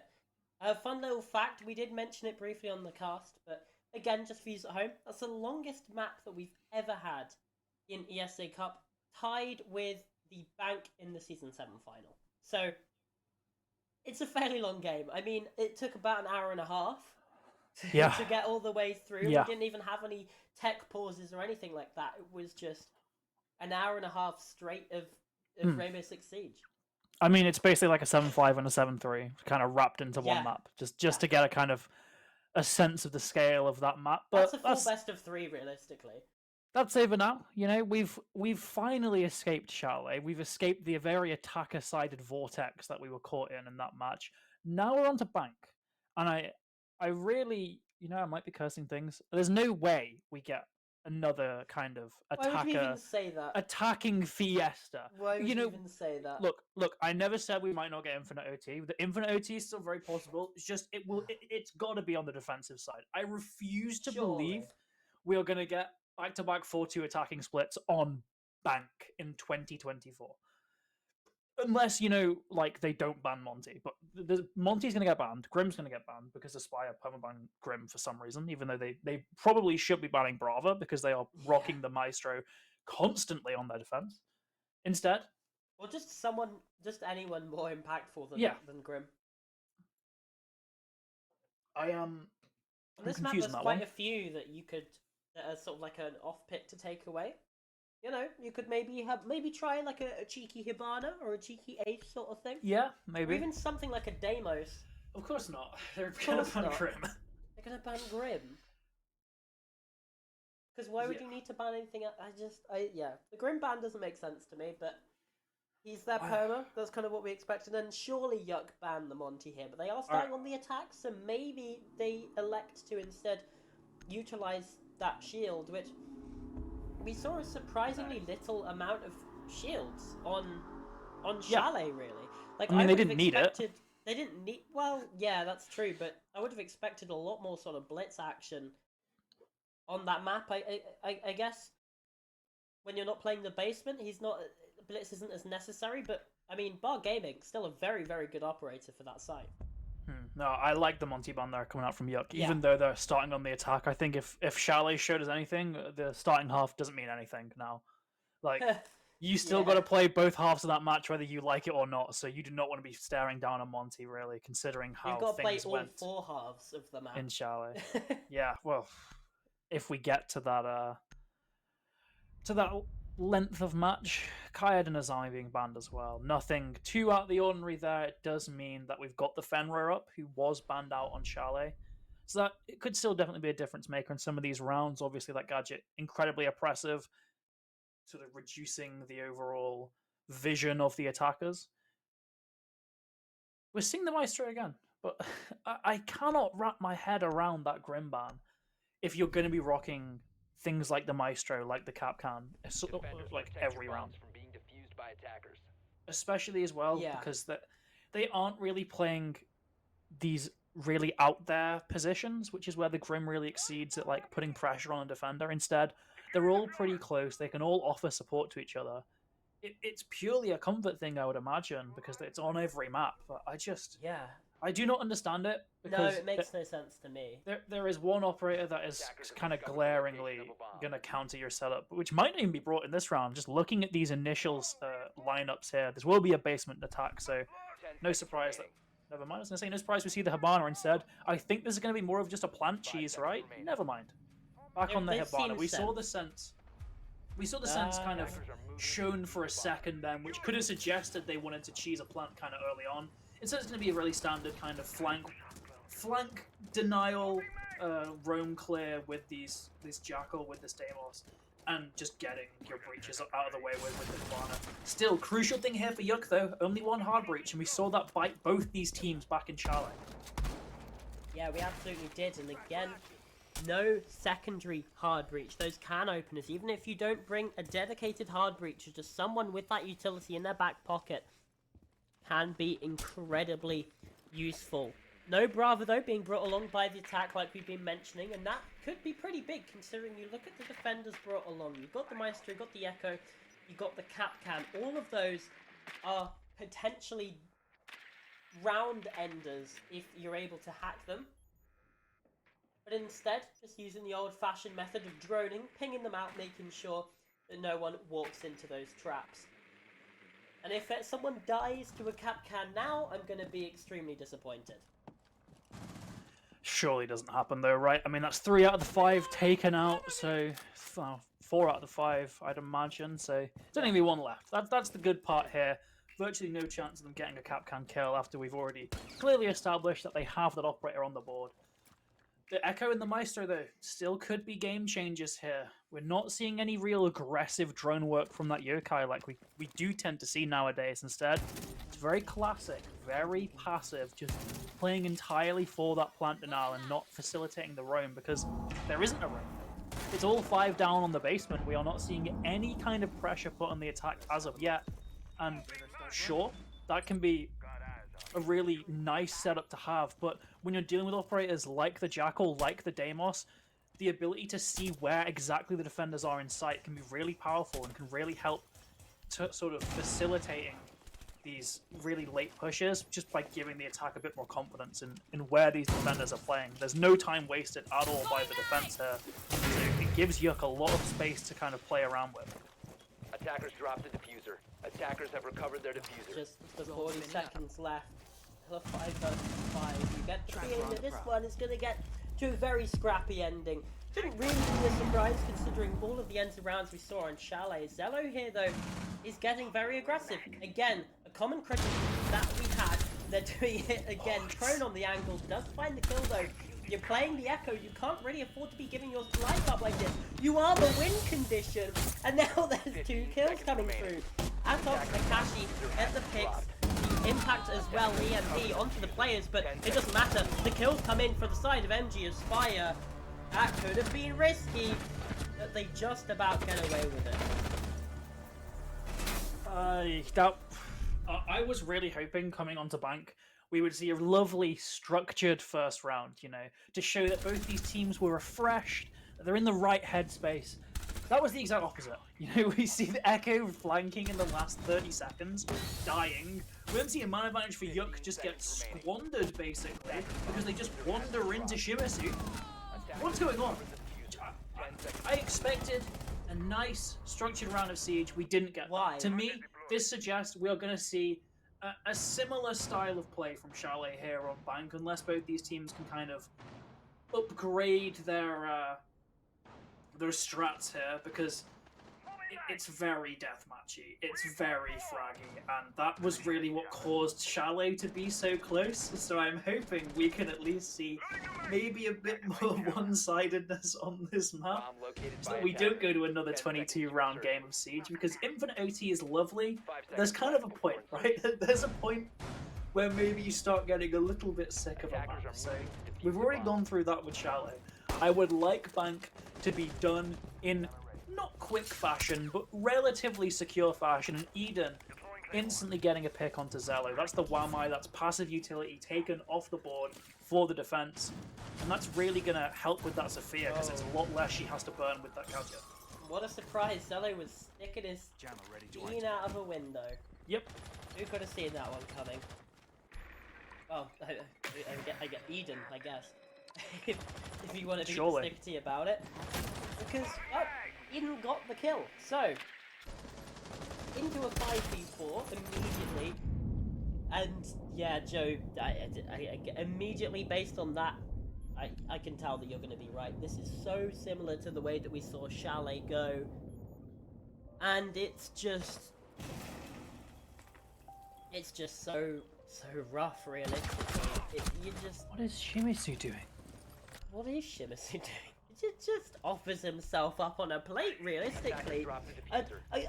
Not even a silver platter, a golden platter. Just say, hi, kill me if you want. And Scabs misses that shot as well. Atox was jumping off of the roof, stuck in an animation, and still able to find the fight. Now Casper goes up for the attempt, but his teammate falls just right by next door to 1v4. And still can't land those shots. Nexo has at least been downed in a frost match. Himself right back up out of those anymore. It's not the death nail it once was. Finally, Atox is down, but not quite out just yet. Now the confirmation comes in, but Eden's already planting this diffuser.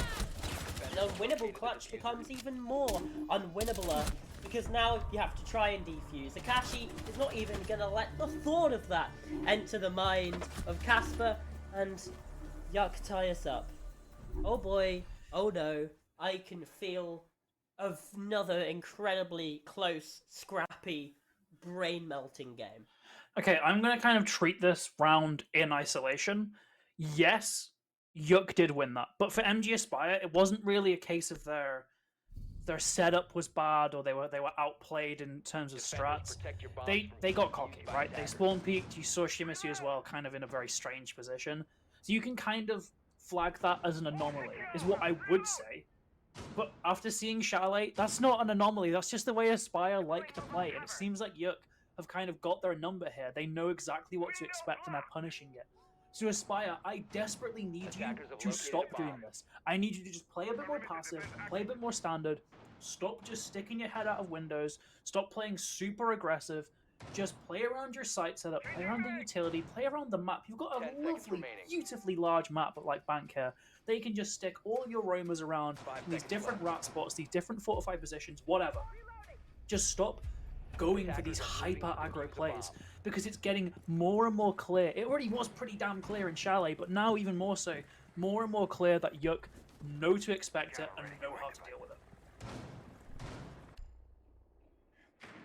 And surely we don't see it again. Yeah. Into this round we go though. Another top floor attempt. You know, we were quite critical on all of the site choices on Chalet, right, Joe? It's something that we pointed out quite a lot. Obviously, it's only round 3.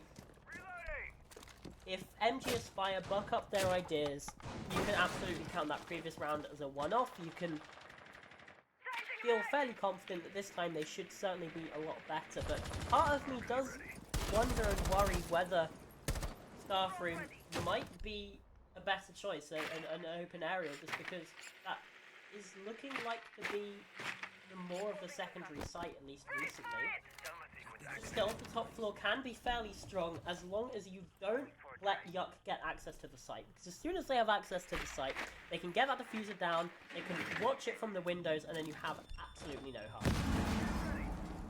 Atox manages to just outrange that mute jammer there, destroying the shield, but still, Scaps, he is not deterred. He's going to keep holding this angle because it's a crucial part of the map that stops the attack from getting really close towards those quad walls. They're still getting breached though by the ace, so that's something here for YuQ, but they've not got a pick yet. They've not really got a foot in the map as of yet, or at least not one anywhere close towards the site. So there's still a lot of work left, and we're coming up to that 60-second point count. This is going to be a very explosive execute, and Zelu could be in a position to play spoiler, but no. Taken down by Nexo, 5v4, Aspire trailing in the man count now as YuQ getting ever so closer to the site itself. Yeah, indeed they are, and that's when things get risky. Nexo's found a second as well. Casper falling. Now with his 40 seconds done, that's a nice pick from Crack. Into a 5 versus 2. Making things increasingly more difficult, and Carol's being called out by Nexo as well. It's going to be a flawless round coming out from YuQ, and fears are sort of confirmed there, Joe. The top floor not looking like a good site for MG Aspire to go. Thankfully, they have the opportunity now of going back to the basement, the defensive stronghold, the absolute, definite, for sure best site on this map. So we should, keyword there, should, be seeing them get the second round on the board in this next one. As long as they don't get silly. I think the really alarming thing there for Aspire is that they actually didn't play really aggro, right? They didn't kind of get in YuQ's faces, and they still lost. They were still thoroughly outplayed. I mean, flawless round. It was more dominant than when they lost the spawn peak. So that's where the kind of alarm bells are ringing for me in terms of this team, that they did kind of fix their bad ideas, and it still hasn't paid off. They're still losing these rounds. 10 So seconds left. that is that's a bit concerning for this team. That's a bit 5 seconds concerning for left. this side. They're back on the basement though, so perfect opportunity to tie things up, and then Attackers are I'd moving out like to them to locate go the to one of bomb and those defuse first it. floor sites. I would like them to go to just not the second floor. They struggle with second floor and Chalet. They're struggling with it again on Bank. Just play a different site, vary what you want to do. You should be winning rounds here. Again, it's Bank defense. YuQ are still playing well. located They're by still attackers. playing structured. They seem to be very much aware of what they want to do. And this, to me, it's very obviously a rush plant, right? You've got this sense. You've got this Ying. You've got the Flores to deal with any of those bulletproof cameras if you need to, as well as the Twitch. This is going to be a fast push. Can Aspire deal with it? Because if they can just repel that initial kind of wave of players, it should be a free round win here. Especially as if we're going for a rush plant. you're going to be expending your utility in that first ball, in that first engagement, to try and secure yourself the win in that situation, right? So when it comes to that, if you are able to repel that first wave, that's massive, because then YuQ would have to try and attack into the site with like barely any utility. So that's what we want to see, and this sort of strat is what we saw floated by YuQ the first time around, right? You know, that sense coming on in, they eventually decided against it to go for the Habana instead. But clearly this is something that they have in their locker. Indeed it is. YuQ have been a lot slower than I expected with this sense push. And they've still not dealt with this Maestro Cam either. It seems like they are maybe beginning to panic and just they're gonna pull the trigger anyway. One more Flores drone, but these Candelas are already going out. That's half the Ying's utility used up. And still we're no closer to a push really. Getting quickly very concerned by this attacking side. It looks like it's gonna be more of a widespread push now as we see Eden descend those stairs. That might almost just be a bit of a bait, despite the sense having that diffuser. They might be more than willing to let them die so the rest of these players can pick up kills here in this final minute. Yeah, I mean, it's looking like it's going to be very, very similar to that first round, where we were getting down to these final 40-30 seconds. No kills had come on in. It was incredibly scrappy way to end the round out. In the end, the Candelas come on in, the drop from Eden inside of Elevator as well. And there's the first kill. Nexo with one, Apox another, Scaps though, and Zello answering back, answering out. Zello doesn't spot the player planting. Akashi then gets that pick. It's now 3 versus 2. The unawareness just catching MG Aspire out. And YuQ now they're in a decent position, but Casper's found the kill onto the player on the hatch. Akashi though, again answering back. It just keeps going back and forth. The kill feed crisscross like a picnic tablecloth. And Scaps now has to try and clutch up into 1 versus 2, but look at the time remaining. He's only got 7 seconds until he has to stick that diffuser, and it's not going to get to that point. Akashi, 3 massive picks in the round, diffuser plant as well, and YuQ go 3-1 up. And again, it's another case of Aspire aren't getting aggressive. In fact, that entire round went the way that Aspire wanted it to. We saw YuQ take a very long time to set things up. They were very late with their push. Aspire wanted all that to happen, and yet they still can't win those gunfights. This is now getting kind of alarming for this side. A team that was just basically... They won that last map off of being able to win 1v1s better than their opponents. And now they are losing them at a drastic rate. Back down to the basement here. We've finally got a bit of action though. Vigil being brought. There's going to be a roam game this time, Cam. It's not going to be all 5 down below, so that could be the difference maker. But still, YuQ are doing a very good job just playing into the defenses that they're given and winning out these rounds. Yeah, absolutely. It's worrying signs here for MG Aspire, because you would at least think that this map is not going to go the same way as Chalet in terms of the attacking prowess, but obviously we can't quite know that for sure. Attacker's objective is to locate a bomb and defuse it. It could just be that MG Aspire, again, they just wake up in the second half, bish bash bosh. You know, everything works out for the attack, but this feels marginally different.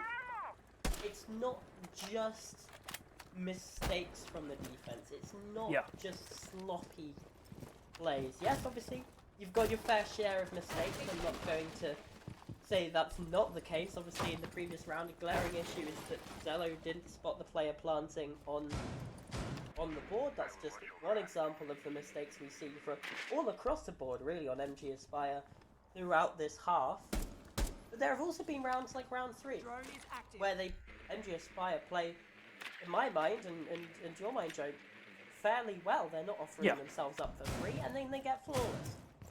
I think both sides are playing better than they did back in map 1 here. I agree. But YuQ is just playing a lot better than they're showing back in Chalet. As Eden does manage to grab some footsteps. It's going to be the Vigil. Exposes that he's a lot closer to site than they might have first anticipated. That full top floor roam clear for nothing, as Casper is instead towards open area. It looks like he's going to be playing this position with his life.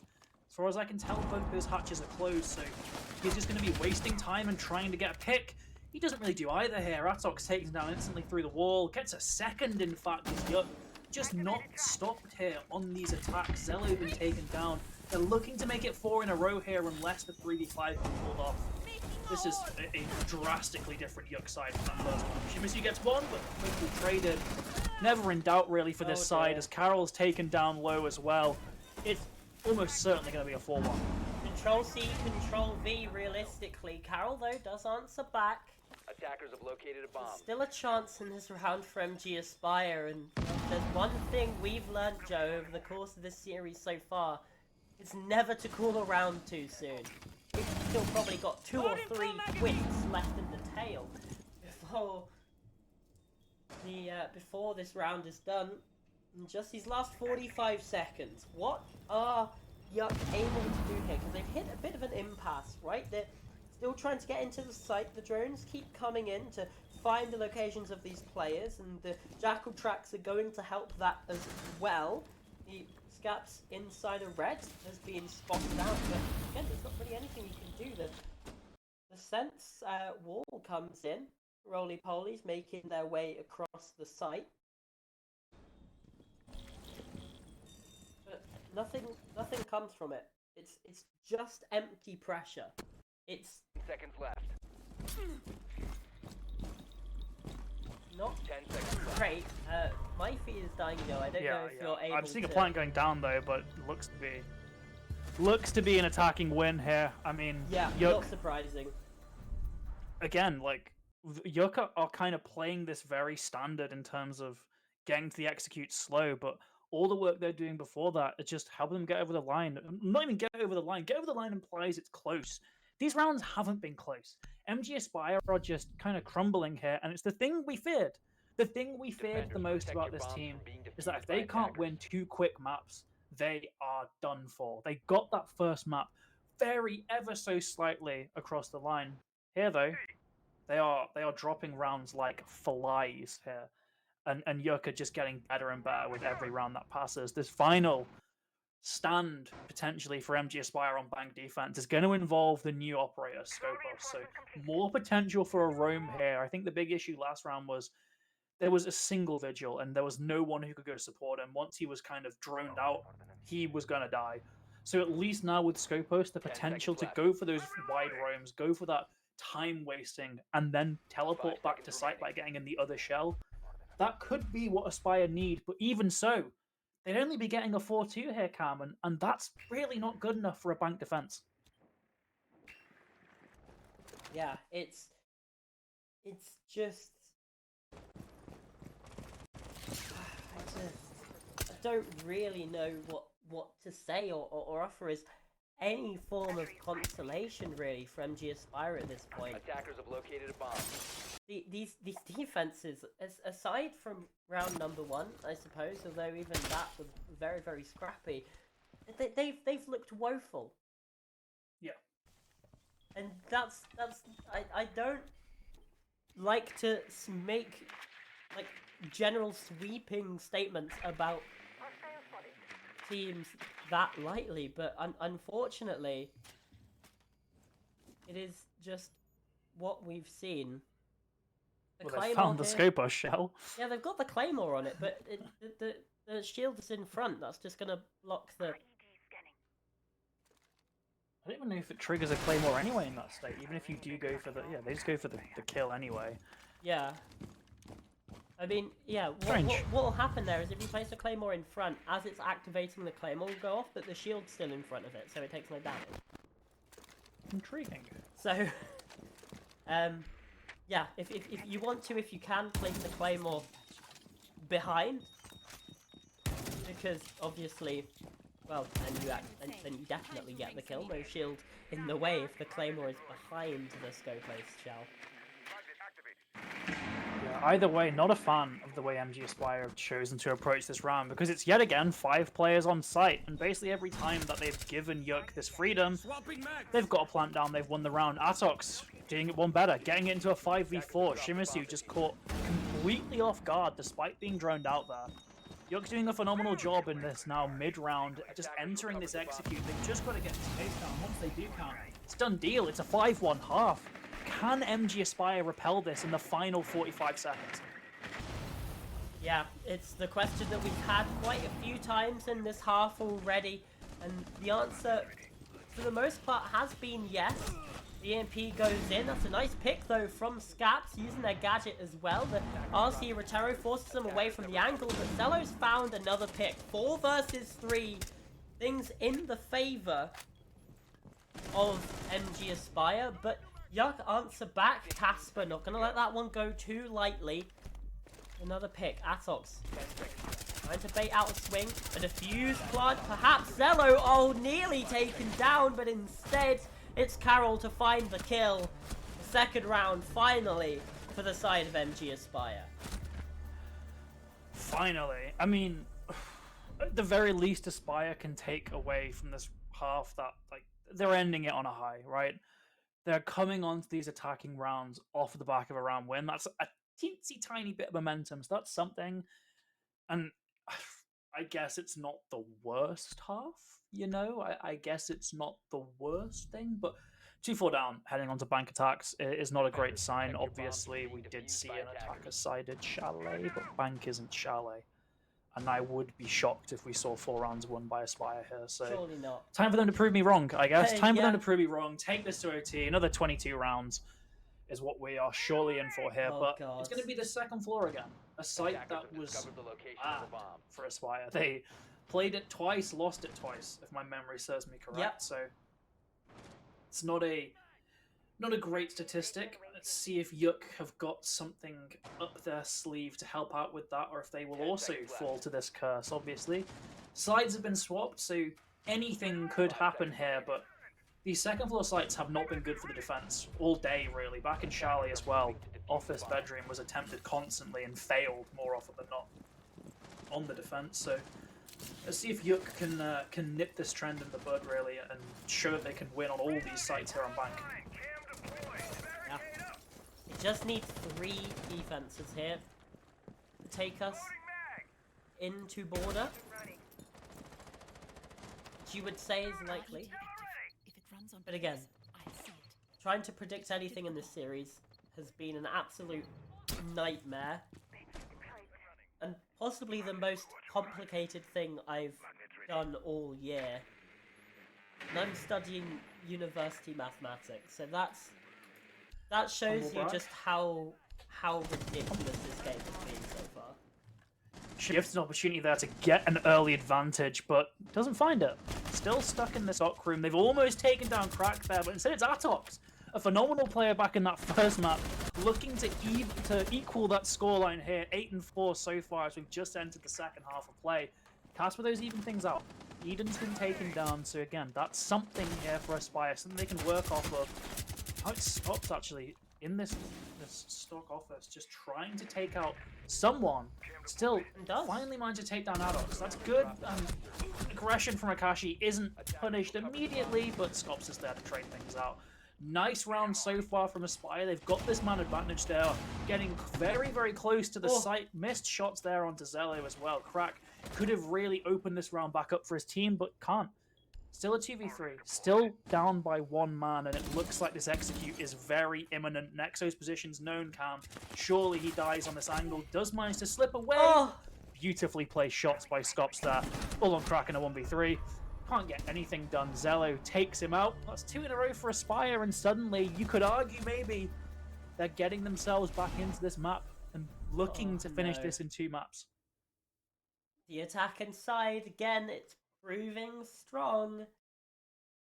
But that was the top floor, which isn't a strong site, which is why I'm even more baffled that we're going to be seeing it again immediately here from YuQ, unless they change Attackers up need to locate and quite a defuse the bomb. significant portion of their game plan. I do not like this, because they were taken apart pretty comprehensively by MG Aspire there. It's not like that was a close round. That was... Their setup got red, they got pretty heavily outplayed.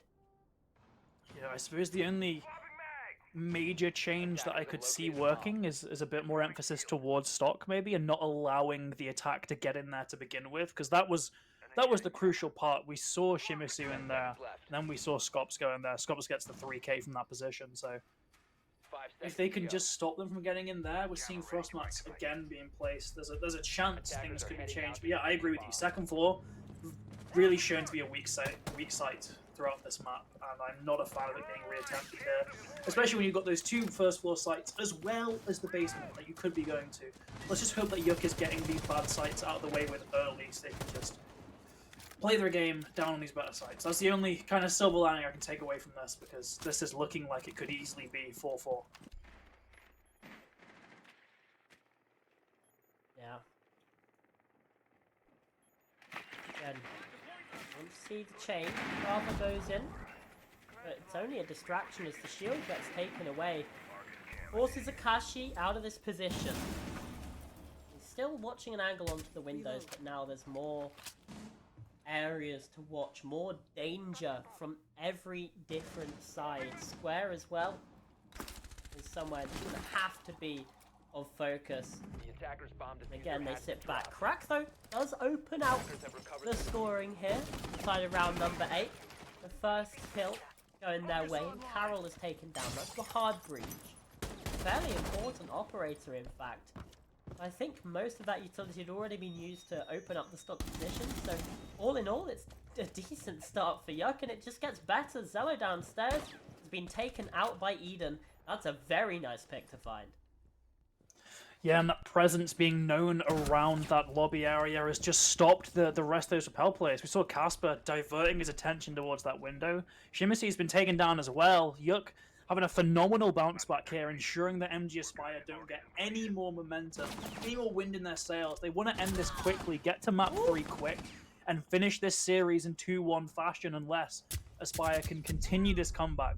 Echo drone onto Scops, misses his shot as well. That's another for Atox. 9 and 5 for that player as Casper goes for the lobby rappel. Trying to find something on this spot. It's very risky.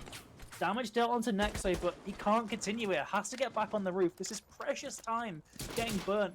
Looks like it might be that white stairs skylight now. A potential hop down. Instead, just a cam. Oh. Nitro comes out, blown up right in his face as Atox gets another Double digits. Really nice from YuQ there. Fantastic from this defensive side, ensuring we do not see a just avalanche of rounds from Aspire. Yeah, Atox 10 and 5. Like I said, double digits all again on a 2 kill death ratio after finding 27 kills on Chalet and still not being able Defenders, protect your bombs from being take defused by it. attackers. Surely this time things go differently. We've already seen YuQ. Yes, they had that wobbly start to the half, but they've answered back on a site that we said should be weak, and now they head down to the basement. This site should be a stronghold. In most normal circumstances, it is. And that's good signs here for YuQ, because realistically here they should be going up to 6-3, and then at that point you'd back them to win out this map to take us to border. You certainly would, but stranger things have happened. You know, we've seen some horrendous throws in this match alone. So there's certainly the potential for Aspire to come out with something a little bit explosive, maybe cheese a win away. But it's a very standard lineup here. You've got no sense. Sure, you've got those 4 smoke grenades, so there's potential to hide a plant, but with all that utility on the side of the defense, looking at those bulletproof cams, there's 3 of them, in fact. There is no way they're going to be able to just cheese away some kind of plant here. Instead, it's going to have to be a lot of work for the attack in order to deal with this. Shimizu, he's in server, but he knows there's nothing he can really do here aside from breach that wall, because so much other work needs to be done around this map. Yeah, it's certainly not a one-step process here for MG Aspire. But they started well to find the opening pick. Shimizu, though, is traded back. That's your Thermite now gone. Probably not the best operator to be fallen first. First minute has now gone by, and Eden with a second. Nice angle on towards Zello, now being pressured from inside of lobby, but keeps himself alive and still firing. Not for long. Scaps answers back. Atox there again for the trades. Can always count on Atox, it seems, to get YuQ out of a difficult situation. Now he's being pressured inside the staff room. Casper and Scaps on different sides of him, but he's able to just dip back to the site and, ooh, you call him the Bee Gees, he's staying alive. He indeed is. Fortunately, though, he's not really getting any impact here. Just wandering around. Still got one cam in pocket. Going to pick up that diffuser. I don't think there's any scenario here where they can get that case down, though. I would be shocked. The win condition here is evidently getting these 3 kills. They know that one of these players should be low. They did manage to deal with that mirror window, but it doesn't matter. There's still so many eyes on that site itself. There's bulletproof cameras. There's one nitro as well as these echo cams. There's just so much to deal with this plant. You have to be getting these kills, I feel. And if not, they are just going to be kind of just stalled here for a good while as they try and get that diffuser down to no real avail. Casper's on such low health as well. These Goyo Flames are going to stop any chance of a plant. And he looks like he's retreating, Cam. What's the play here? What's the plan for Aspire? Because it seems like You can't go in. hope of winning this round is gone. They absolutely cannot go in. And those Vulcan canisters, they leave fire on the ground for 20 seconds. And considering they were popped off with about 30 seconds left in the round, that's a massive amount of time. And there goes the C4, there goes the kill. The drop comes in from the hatch of Scaps, but no, surely not. They don't offer themselves up, do they? They don't give this away. Surely Cracks just stays safe, tucked, and YuQ win the round. The smart play coming on through because, well, that 1v3 looked very, very winnable. It certainly did. A bit of the, well, it's more of Aspire's signature move back in Chalet of being an advantage and just throwing your bodies away. But YuQ, they got a little bit inspired there. Either way, they're still 6-3 up. They've still are a single round away from tying up this series. As for Aspire, well, there's no definite answer now, right? There's 4 to get to OT, or 3 to get to OT rather, but then God knows how many when we get to the infinite overtime. So their fate is not really in their hands. You could say now they've got to win a lot, and they've got to hope that YuQ also doesn't win a lot in OT. So it's a dire spot for this team. Of course, on their attacks as well on Bank, as we are finally seeing Open Office and Kitchen. Incredible. It took us so long to find this, Surely to have not. this site. Like, it's such a good site. It's picked so much. There's so many different ways you can choose to hold it. You can extend towards Archives, as it appears we're seeing here from YuQ with that castle barricade towards the teller's door. You can extend above as well. There's infinite possibilities, and we didn't see Aspire choose to go for a single one of them on their defenses. So Yeah. And again, I would rate this side more than the top for myself. Neither of these teams agree, it seems like. Obviously, we saw YuQ go for the top floor twice in the first 2 rounds of this half. 1 loss, 1 win, so far up there. Like you said, Joe, now we find ourselves in open area and staff room. So, what can they get from this? So obviously, YuQ get the win here. Turns, at least here on Bank. You head to Border next as the next map, and if you're MG Aspire, maybe you start thinking about Border already, but there's by no means out of this just yet. Still have opportunities, but 3 in a row needed just to have some semblance of a chance. You'd certainly say that it looks unlikely. The first kill, though, coming in for the side of MG Aspire. Zello with that one, and, well, all of the kills coming in for MG Aspire, in fact. It leaves it down to Kraken 1 versus 5. As quick as you can snap your fingers, everyone on the side of YuQ falls. Not going to be a flawless thanks to that pick there. Casper falling inside a square, but it's certainly going to be a difficult one. A second kill found, but no, I'm not going to get excited. I'm not going to get nervous just yet. Okay, now maybe I am starting to get nervous, because it's now a 1 versus 2. Still plenty of time for the attack, though. Carol planting this diffuser. They have the red pings though. They have the red pings. They have the spot, just not quite the kill. And there we go. MG Aspire. They do not lose a 1v5. That would have been honestly unforgivable. But they stay alive. It was also so doable for a team like MG Aspire. Serial throwers right there. Luckily for them, they managed to win things out. Still 2 behind, which actually, with how kind of poorly I would say they've looked on this map, being only 2 away from OT, not the worst, honestly. That's better than I would have maybe expected just from kind of the vibe test of this round. Nice 10 from Crack as well. 3 really gorgeous kills there. Unfortunately for him, though, just in too bad of a situation there. My fear now is we're going to see YuQ entirely avoid these first floor sites, go back to the second floor, which will not make me very happy because that site hasn't had the greatest success rate on this map. Sure, they at least won it once. You know, that's something, but there's other options. There's better options, and 10 seconds remaining. we're on this top floor again. We're on this top floor, Cam. 5 seconds left before insertion. I just don't like it. I really do not like it at all. No. We've seen just round after round get lost up here. Yeah. You're Well- at least 50%. We can. We'll see how it goes. I guess see how it goes. We'll see how it goes. Could be. Round 8, they were able to win it out. And it looks at least semi-convincing. So that is a positive. The yokai drone, though, being hacked away by this Brava.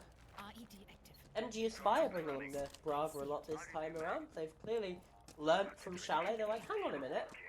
Brava is an operator we can play. She's pretty powerful, as it turns out.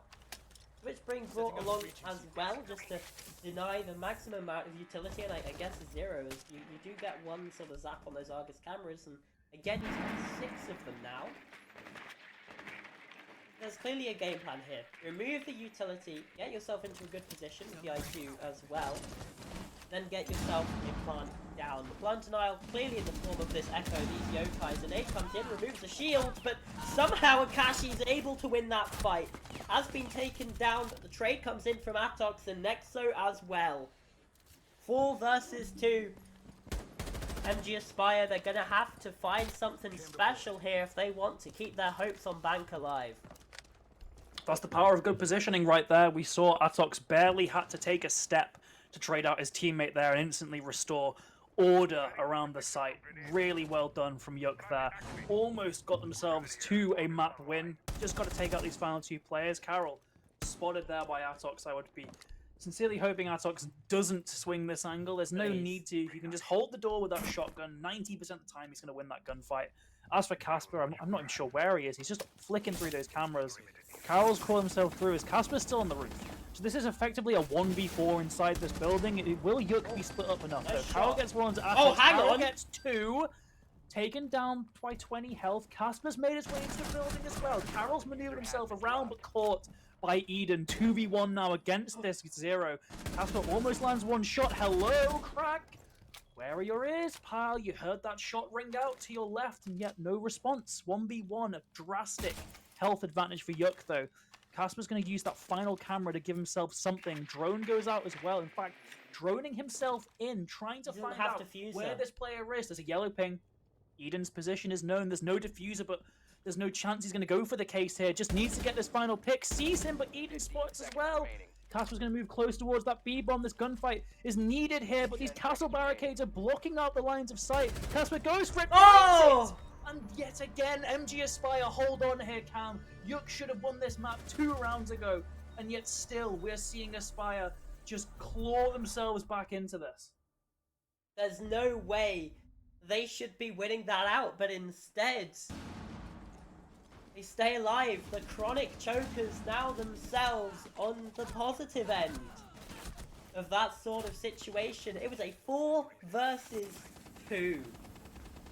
And yet, this from Carol was absolutely massive. Pushing in, getting the first, and then able to collect on Nexo, who's trying to get the trade.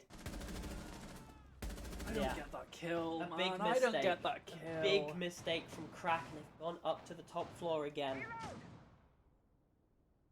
To try and stave off overtime. When the basement site is now open for YuQ. They've gone to a site where they have a 33% success rate. Just one win in the 3 attempts they've had. Attackers have discovered the location of a bomb. 10 I seconds hate to insertion. say it, Joe, but there's a possibility that there's 5 an seconds to go. overtime on the cards here. And how poetic would it be if MG Aspire, the team who struggles with these long series, win both the maps off of very long overtimes? Yeah. Still, they've got to win this round even to get to that scenario. And still looking at these score lines of the players, only 2 of them positive. I like to call even positive, but some people are a bit more harsh on that. So you could argue only 1. Carol is 8 and 8 here, so still not a great showing from Aspire, and it shows how kind of close these rounds are. But they're just managing to get them over the line, just managing to get these round wins. Twitch drone goes out by Shimisu. He spotted where these players are, knows there's a frostmat there as well. Just manages to shoot it out with that pixel angle. Going to make his approach later on a lot more easy. Scops is crawling along with that Brava drone. I'm not sure if he's trying to mask the sound or if he's just playing it slow. I don't know. Either way, they've got some breaches open, they've got some gadgets hacked, they've got cameras towards lobby, they've almost got everything they need here. Now they've got to win 5 gunfights, and unfortunately, Eden's already won 1. Yeah, they lost the first one, and that's Carol, the sort of hero from the previous round, has been killed immediately, but Shimisu does trade. Tashi going down, who's been a fairly positive force for the side of YuQ inside of this game. Now more entries coming on in. They have the yellow pings, long angle, Crack though surviving. Inside of Trump. The last half of this round, the last half the round of at least regulation time here of Bank, and with Shimisu finding another, it looks likely that overtime might be on the cards. Asox just looks away. He knows the player's close. Scops with 1, but the long angle. Casper on the windows. Gets another. It's a 2 versus 3. Still the advantage remains with MG Aspire. The YuQ showed ability before to hold on. Shimisu spotted out by the proximity alarm. I don't know if they know how close he is inside of table, and there's another kill. Crack now has to clutch up. He still doesn't know the position of these players. Now surely must be aware. Even still, he's just guessing where they are. Casper's planting the diffuser. Shimisu's inside of the site. The hot shots come on in, but again, they don't know. There's another pick. But the diffuser's been planted. Casper, if you're able to get out the window, it could still be winnable, but there's not a brilliant angle. Castle barricade in the way, and Casper's choosing to play this up close. He knows that that's where the win condition is, and he knows the player's inside of inside of stock as well. Oh no, Joe Pooball. It's another overtime here. Chalet needed 22 rounds. How many are we going to need here on Bank? That's the question. That's what remains to be determined here. If MG Aspire can really keep this ball rolling, I proudly claimed that with a Monty ban on the board, there was no way we'd have back-to-back 4-2 attacking splits on Bank. And yet, here we are. Look who's the fool now. Despite a phenomenal start from YuQ, just like Aspire, they cannot win it in 12. And now we have infinite OT for these 2 teams to slug it out once again. Last map, as we've been repeatedly saying, if you'd missed it, 22 rounds were played on Chalet. A lot of attacking wins were had there. This time we're going to the basement, so logic would dictate we're going to maybe be seeing a defensive win here. But also, we've seen some very large throws from these teams on very favoured sites. Basement, though, has been a kind of constant here for the attacking side. The defenders have usually been very good at it, so I'm expecting to see back-to-back basement wins from both these teams, if I'm being completely honest. And if they're not choosing basement immediately, I'm going to scream. I will scream on broadcast if they are not choosing basement immediately, because it is the best site to be playing in overtime. It does all the work for you. There's no soft flooring above. You don't even really need to roam. You can just have all 5 below. So I'm just hoping and praying for both these sides that they go to the basement, because it has been by far and away the best site on the map.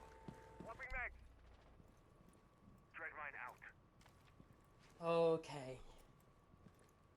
We've got to settle ourselves in here, Joe. We don't know how long this map is going to be. Zello's certainly not settled. In fact, an incredibly quick approach into the building. Already set up inside a garage and finding the opening pick. Crank just probably not aware of it. That's a massive kill to find too. The Echo going down. Yokai drones no longer available for the late round. And again, you start to worry. We've seen another 4-2 attack in half from both of these teams. Although Scap's getting a little bit aggressive there, a little bit risky in the play, but Casper's found another. It's a 2 versus 4, just like that, as quick as you like. YuQ falling apart, and surely not again. They crumble at this last hurdle, because that would be a devastating way to go out of the tournament. Nexo's lucky to even be alive. The drop comes in from Atox. Has been a hero so far, but it's going to need to have so much more. It's not going to happen. Yet again, MG Aspire, Joe. They found map point. I am so worried. They've just got to win basement. That's all they've got to do. They've just got to win basement. They did it. It was the first round that they won in this map. The first round of the map was a basement win. It was. And hopefully for MG Aspire fans and MG Aspire themselves, the last round of the map will be a basement win, because that is all that MG Aspire really need here. They will win it 8-6. They will win the series in 2-0 fashion after a catastrophic first half to this map. All 5 on site is all you need here.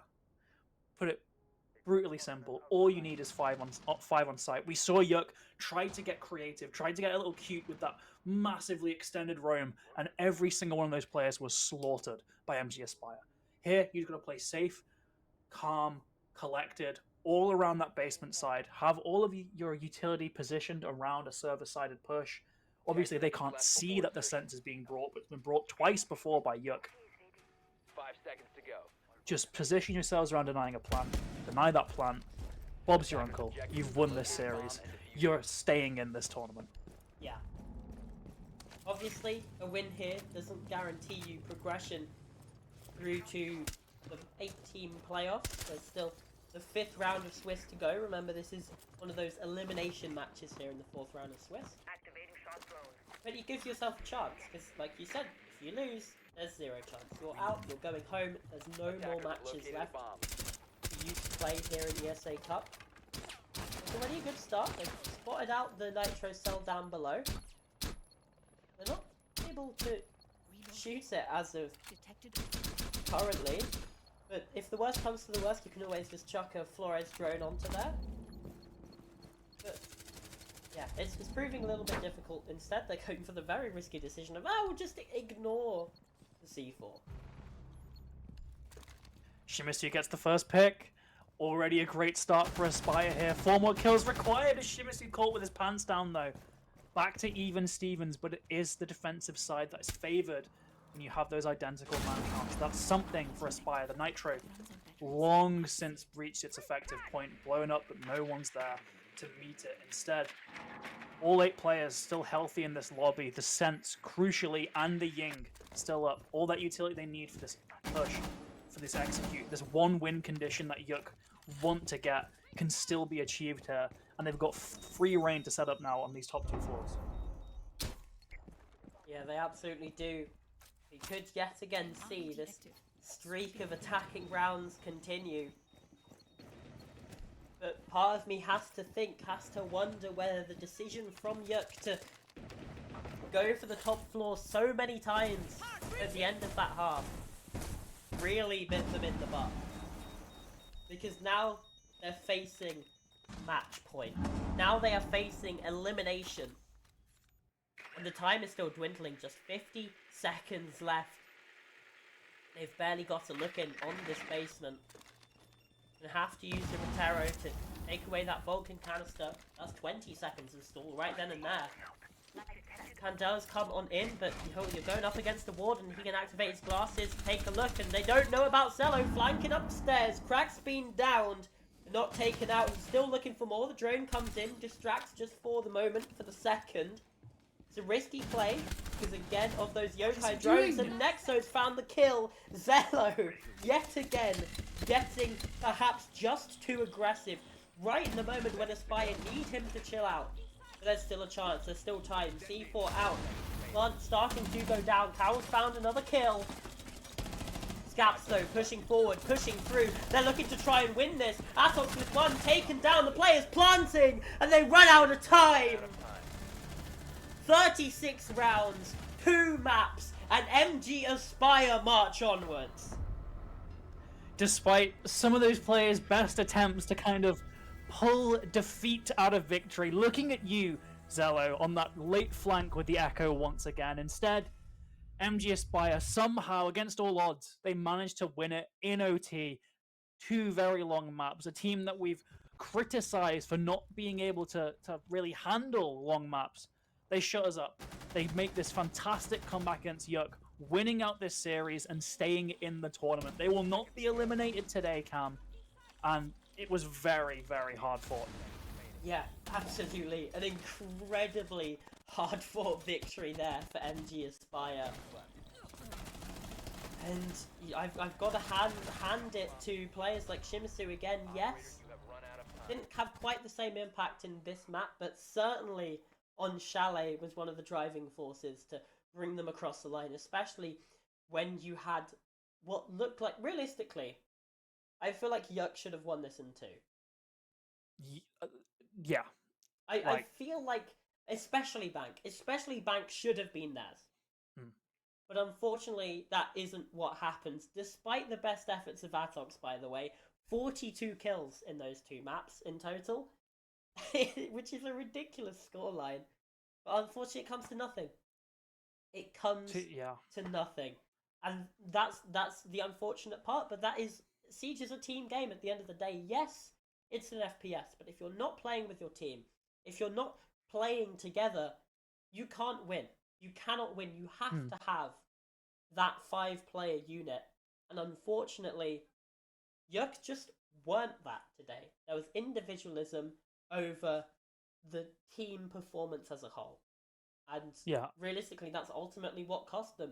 Because it was 2 overtimes in games that they should have won, if not for individual mistakes, because that's the other side of the coin. If you're not playing as a team, individual mistakes will sink you. Yeah, I think there's a lot to learn from that series for both these teams. I think obviously Aspire has got more they can learn from that, as they're still in the tournament, but there's a lot of strange plays, right? Particularly Aspire have got to keep that kind of over aggression under control, particularly when they're in those advantage situations. Because we're seeing Shimizu, we're seeing Zello in these positions. If we can see this bracket, we can see who potentially Aspire could be facing next, where they can really put these lessons into play. See them in that group there. One more match, I believe, left to be played out to determine the final team in that final 3-match sort of grouping of our Swiss stage. It will be Team Master versus Asgard. But yeah, Aspire, they had a couple really shaky moments in that series, particularly with their star players just getting just a bit too eager to get more kills when they don't need to. I think the team overall needs to kind of reinforce strategy, right? And really keep their players tethered to what the team wants to do, because there were times there where they had great plans, but unfortunately one of these players like Zello, like Shimizu, just got out of position because they wanted to get a pick, they die, and suddenly that leaves part of the site or part of the push wide open. So they've just got to really crack down on that issue, and suddenly I think they're going to be a much stronger team than maybe they appeared today. Yeah, but when you have teams like Minions, like Crown Zero, in that 2-2 bracket with you, that just to name 2, I'm not just singling those out, those were just the ones that were at the top of my head.